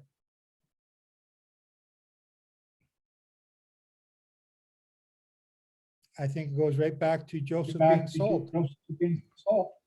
Touch not Jehovah's anointed. But they did. Michelle, go ahead.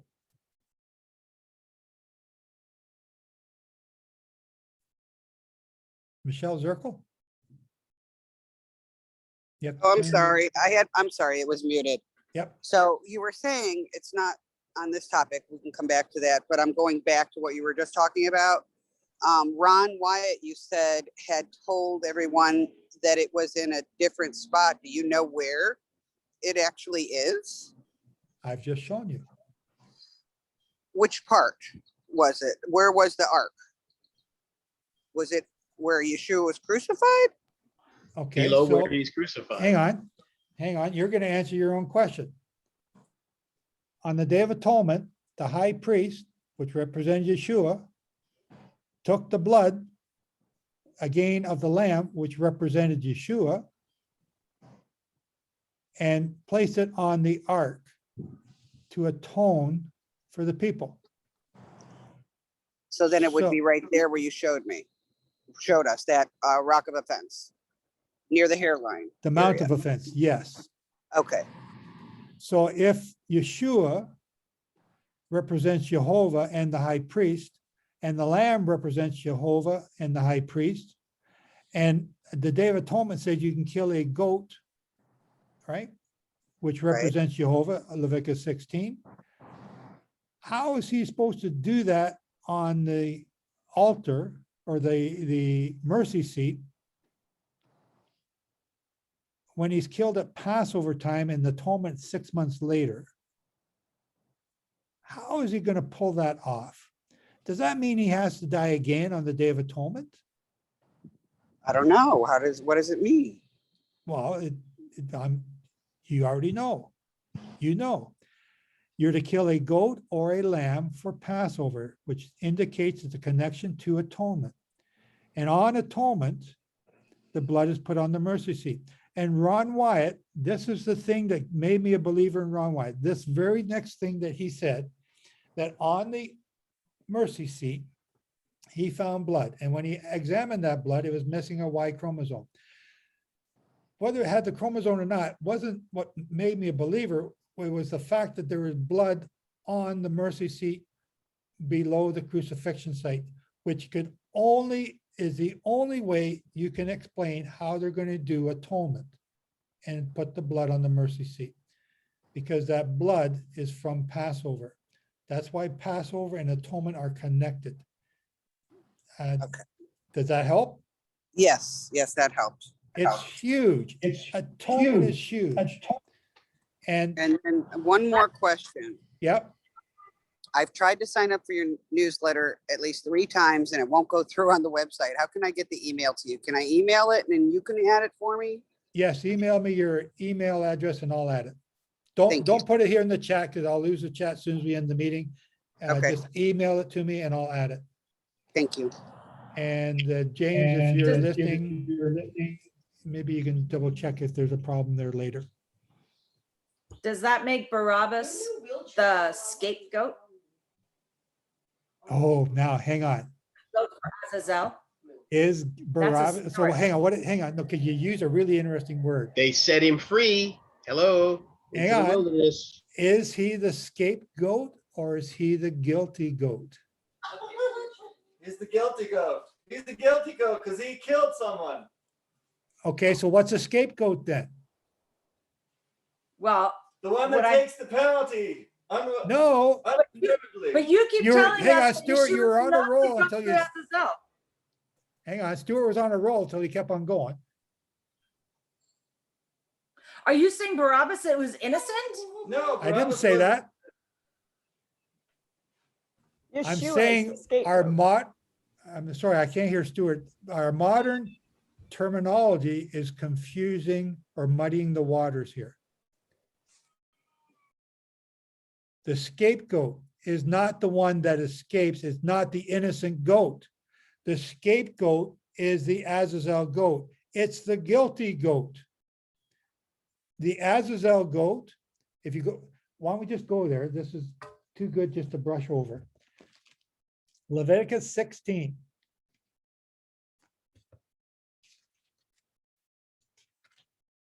Leviticus 16. And we're going to start in verse 7. And I'm just going to highlight them again because they're fading out. Verses 7 and 8.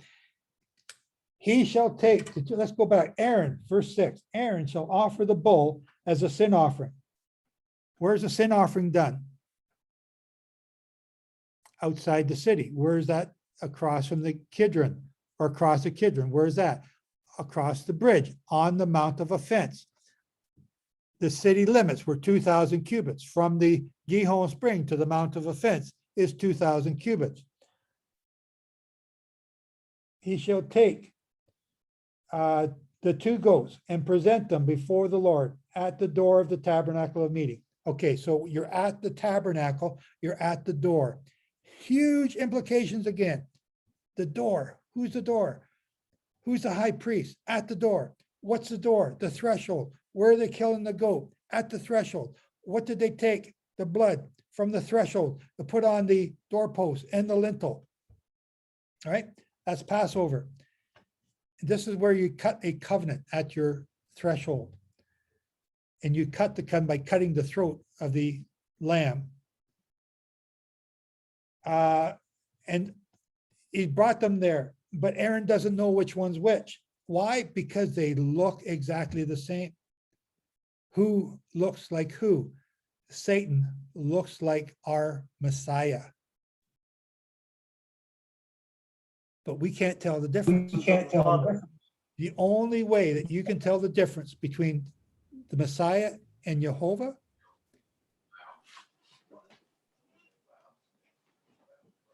that's the only way. No, you didn't mean that. You just said the only way you can tell the difference between Messiah and Jehovah. There's no difference between Messiah and Jehovah. Yeah, Messiah, Satan, the false Messiah. And Messiah, yeah. The anti-Messiah. Yes, thank you, Somberg. You're right.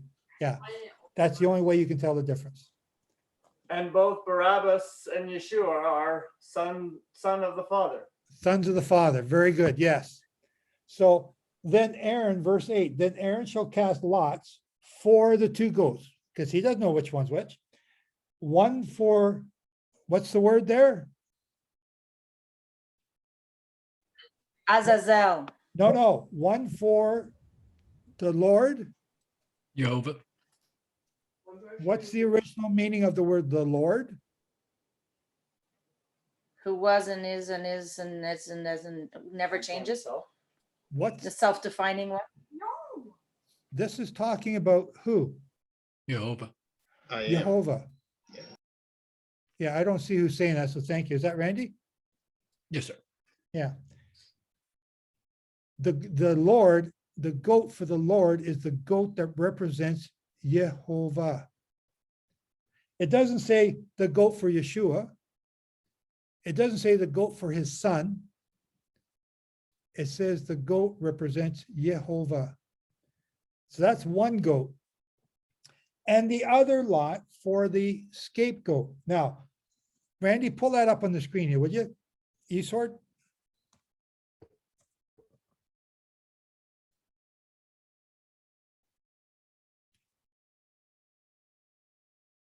$16.8. Yeah, Azazel.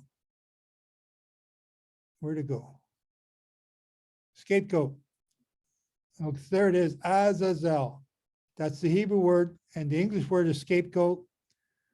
Goat of departure, the scapegoat, the scapegoat. This is the goat that's taken away and thrown off the cliff. Okay, it's thrown off the cliff. Okay, thank you, Randy. Oh, no, while you're here, yeah, go to that one. Oh, look at that. What does that say? Read it out loud, Randy. I just lost it. It says Jehovah, self-existent or eternal. Jehovah, Jewish national name of God. Jehovah, the Lord. The goat that is going to be sacrificed is representing Jehovah. Who did we kill on the tree that day in 31 AD? El with us, Emmanuel, Jehovah, Yeshua, Jehovah is salvation, our Redeemer. I'm blown Okay. away that it doesn't say Yahweh. Okay, so the scapegoat, okay, so let's keep on reading. And Aaron shall bring the goat on which the Jehovah lot fell and offer it as a sin offering.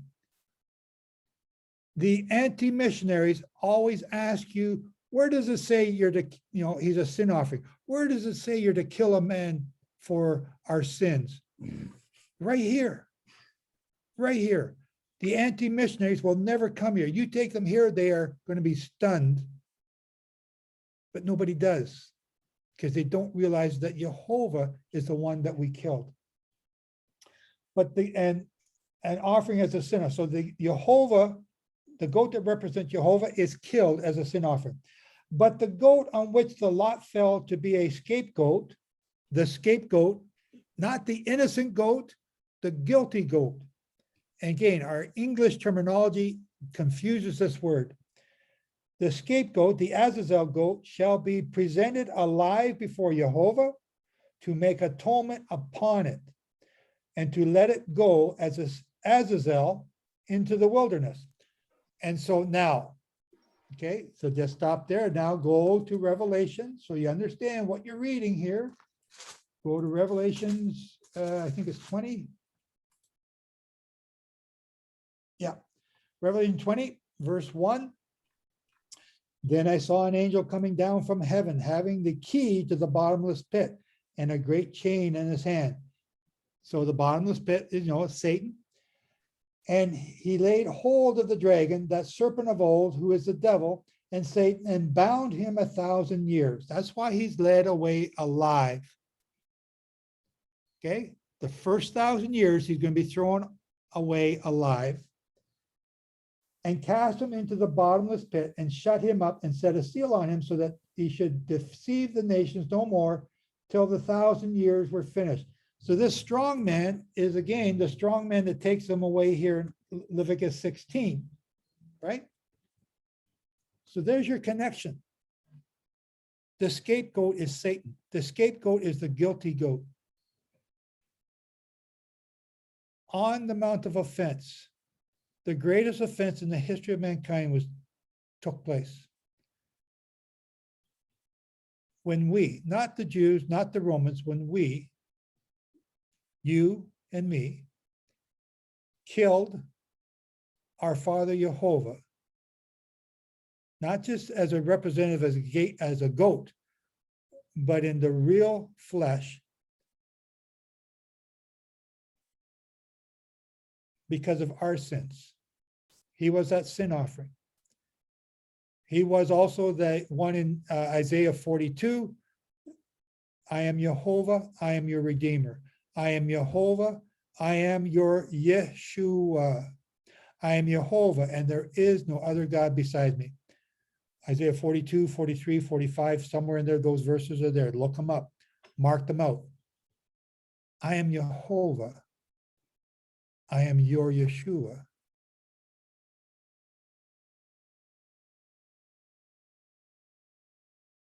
And when you go there and you're on the Mount of Offense and you see, because he's killed right at the crown of the head, right where that forehead turns into the top of the head. So right here where the hairline is where he's killed. And he's done, because he ascended the mount. He had to ascend the mount. So that's going up the forehead. Again, I'm getting back. Randy, can you pull that map up again? The map of the Mount of Offense. We're talking about Golgotha. Sounds like this is a trigger for me. It seems to be going on here. Okay, so if you go here, Randy, go to the Dome of the Rock. Zoom in a little bit. Okay, go to your right. Go up the wall, go up there, right there. Won't stop, right there. Actually, that's not it at all. Go up further. I'm sorry, I'm in the wrong spot. Go up a little bit further, a little bit more, right there. Well, that is called Lion's Gate. So that entrance is there to this day. It's called Lion's Gate. So that's in the Arab quarter. When you come out Lion's Gate, so go out there, Randy, to the road, a little bit more, right there. In the news last week, an Israeli got caught in a stone throwing mob right here at this spot, and he drove right into a Palestinian, sent him flying, and drove his car up onto the concrete pillars. And he tried to get out, and they were stoning him, and I think he may have been stabbed in his car. And a policeman comes to rescue him right there. I don't know if you saw that on the news this week or last week, but that's where it took place. Now, if he turned from that spot and looked directly south towards the Mount of Offense, so Randy, so move down to the Mount of Offense right here, keep going down. Okay, to the right, yep. Go to the tip a little bit more. No, the other, go up, right there.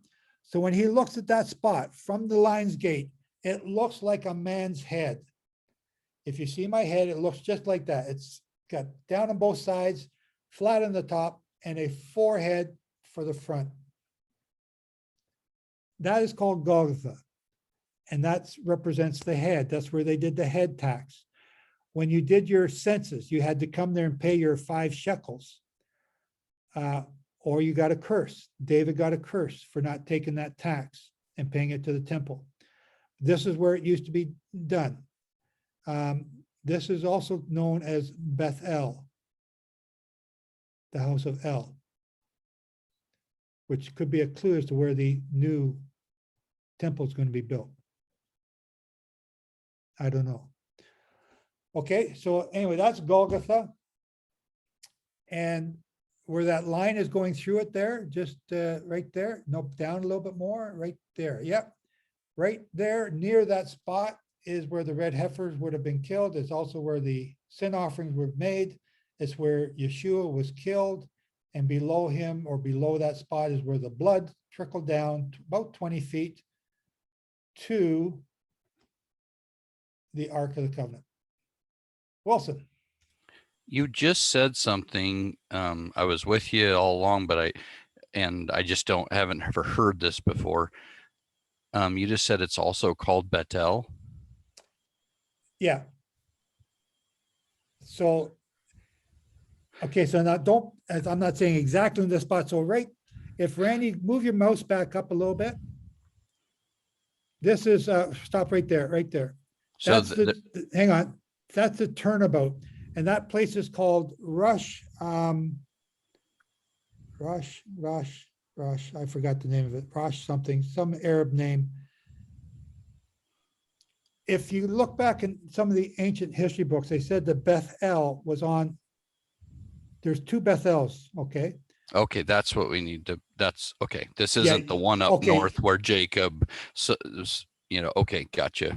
But the one up north where Jacob that you're talking about, where you were actually looking for something in a dig, Right. that's a different one. This one is called the House of El, and it's, when was it set up? By David? Not, because I got confused with the two Bethels as well.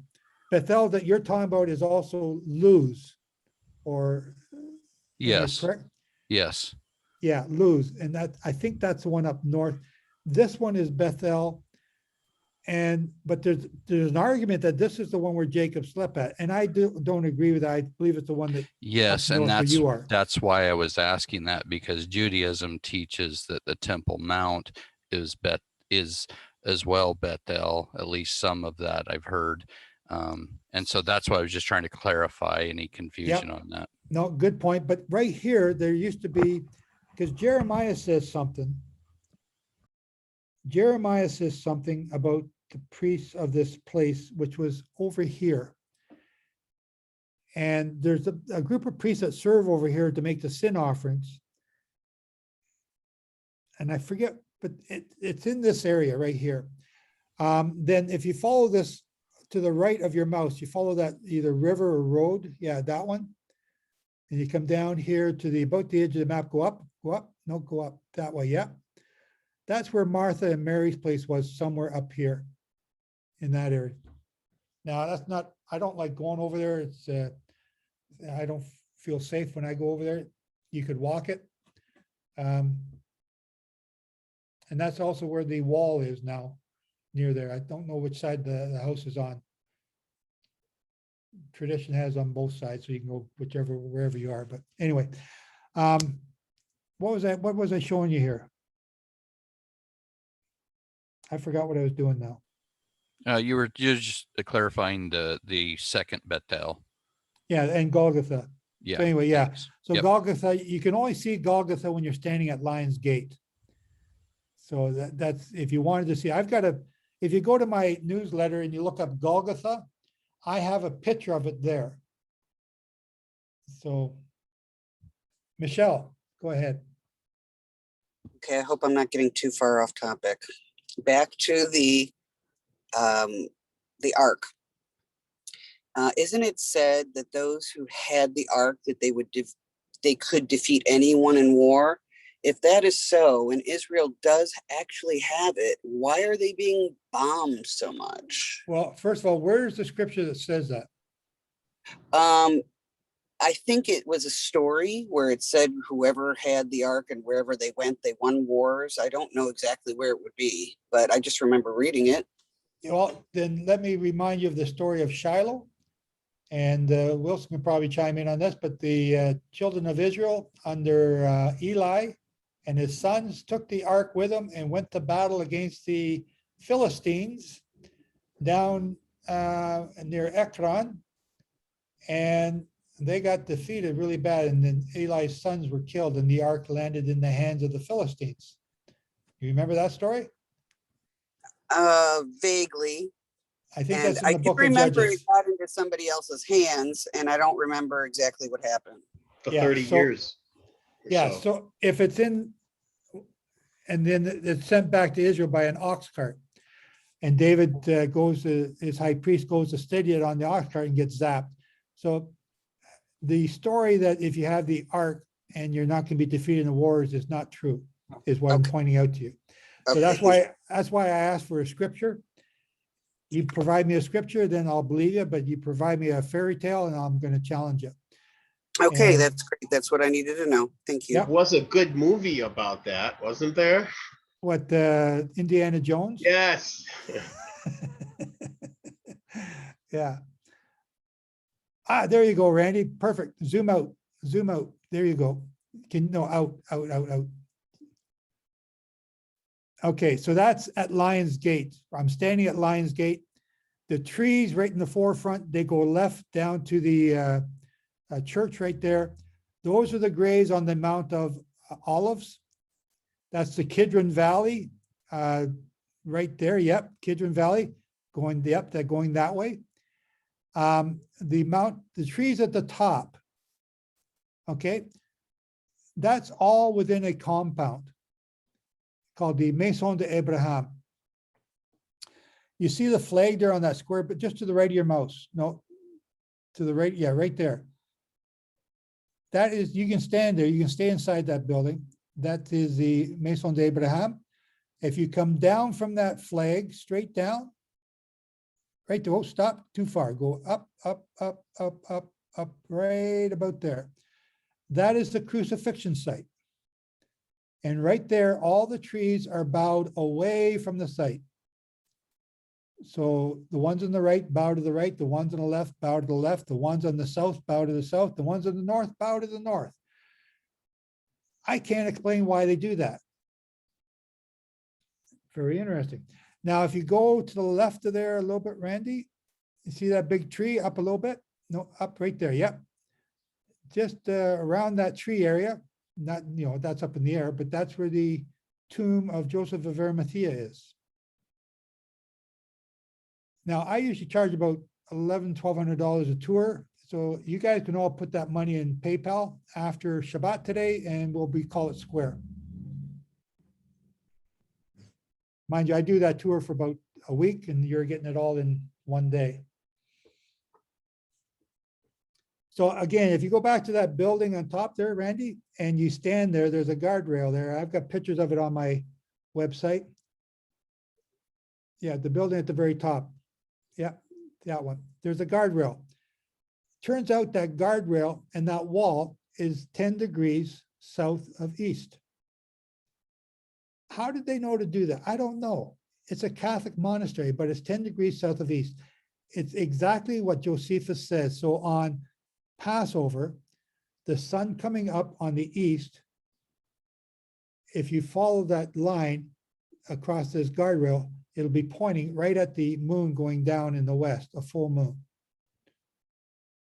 And to be able to stand up there and see the blood moon was pretty cool.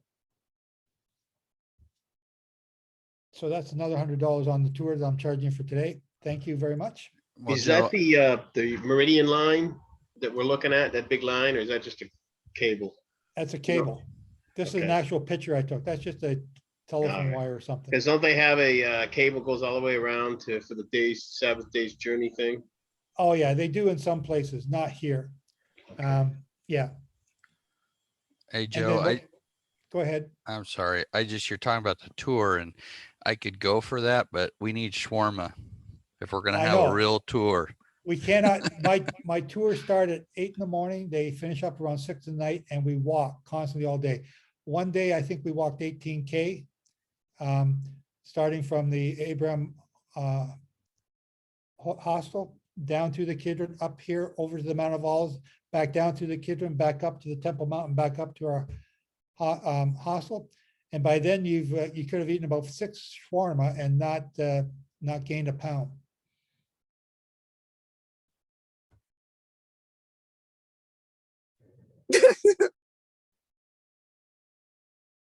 What was that?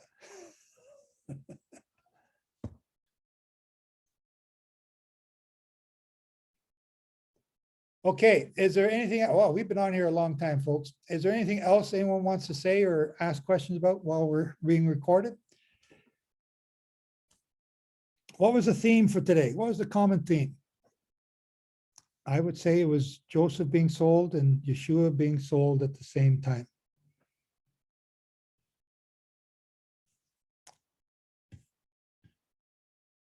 And what shawarma?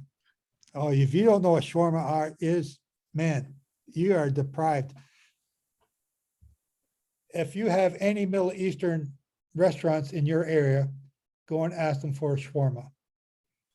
It won't do it justice. I've never in the States here in the Western US got anything that's even remotely close to Israel. Okay, hang on a second. I got to go grab something. I'll show you. Send it to me.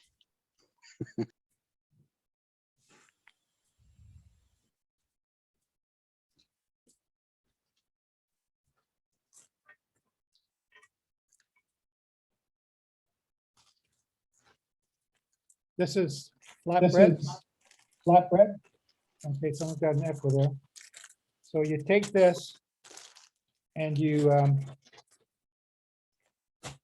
make it like a cone, like a big ice cream cone, and you fill it full of lettuce and peppers and other stuff, tomatoes, and you put hamburger on top of it, and then you put French fries on top of that, and then you put some sauces on it, and then you say, and the guy's gonna ask you, is that enough? You say, no, give me more, and you're gonna put more stuff on it, and he folds it up so that it doesn't leak out the bottom, and you start to eat it, and it takes like a half hour. And you try not to spill it all over yourself. How am I doing, Wilson? Close?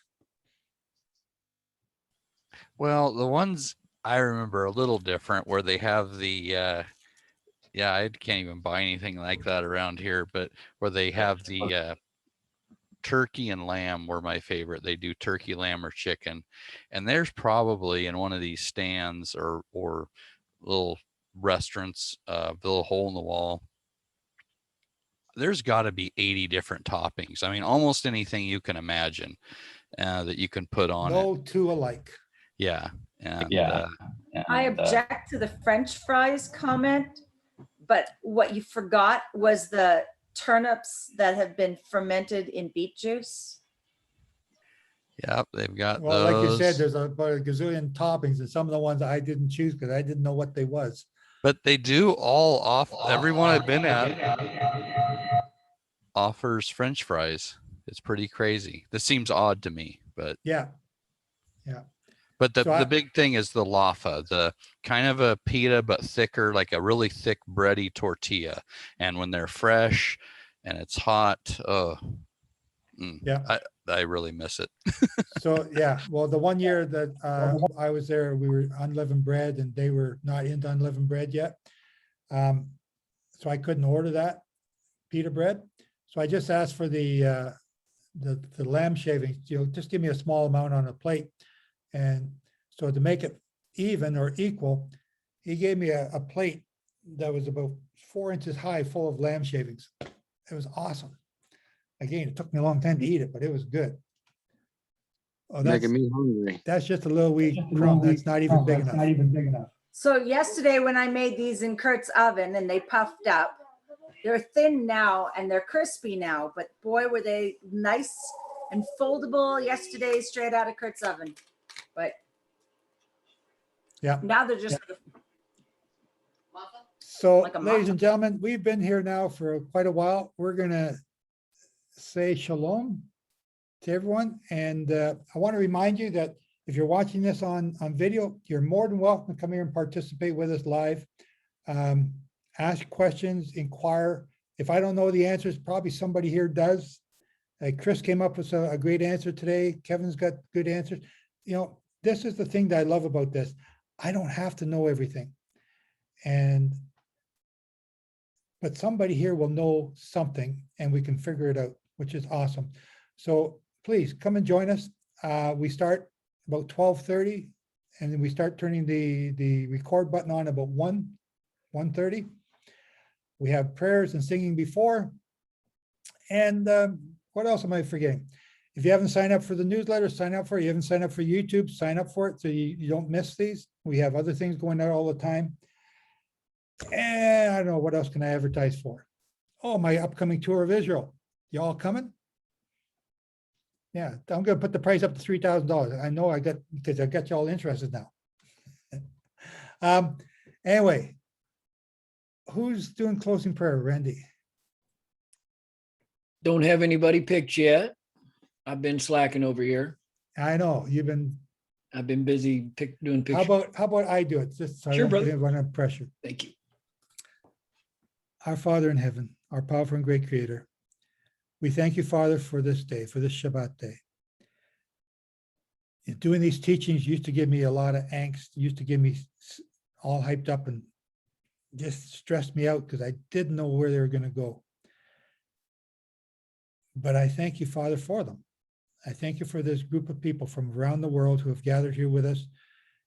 And we're studying together. And I'm just sort of like the host, but we're all studying together. And everyone's putting in their comments and helping us to learn. And so I thank you, Father, for all these people that you've brought here to teach me and to teach each other. I thank you, Father, for your Sabbath. Now, I was just thinking what I'd be doing if I didn't know about the Sabbath. And I'm just so glad to have it. So I thank you for it, Father. I thank you for the brethren that have come here. I thank you for the things that you're teaching us and showing us. I thank you, Father, for calling us. Again, I was thinking about what I'd be doing if I didn't know this stuff. I thank you. And what you have planned for me, what you have planned for each of the people here is beyond our wildest imagination. So I like to sometimes dream about that, but I can't even begin to imagine. I just ask you, Father, to help us all to be ready. Time is flying by. The end of this age is coming up so fast. Help us to be ready. Help us to be ready. And bless us, Father. Pour your Holy Spirit down on us. It rained here today, a beautiful rain here today. And this was my prayer this morning, that you pour your Holy Spirit on us and fill us with your knowledge, your wisdom, your understanding. And then it started to rain. Bless us, Father, with your Holy Spirit on all of us, that we can bring glory to the name of Jehovah wherever we go and whatever we do. Amen. And that's it. Shabbat Shalom, everyone. We'll see you next week. And for those of you that aren't here, we stay and talk till who knows when after this recording's over. Shalom. Bye-bye.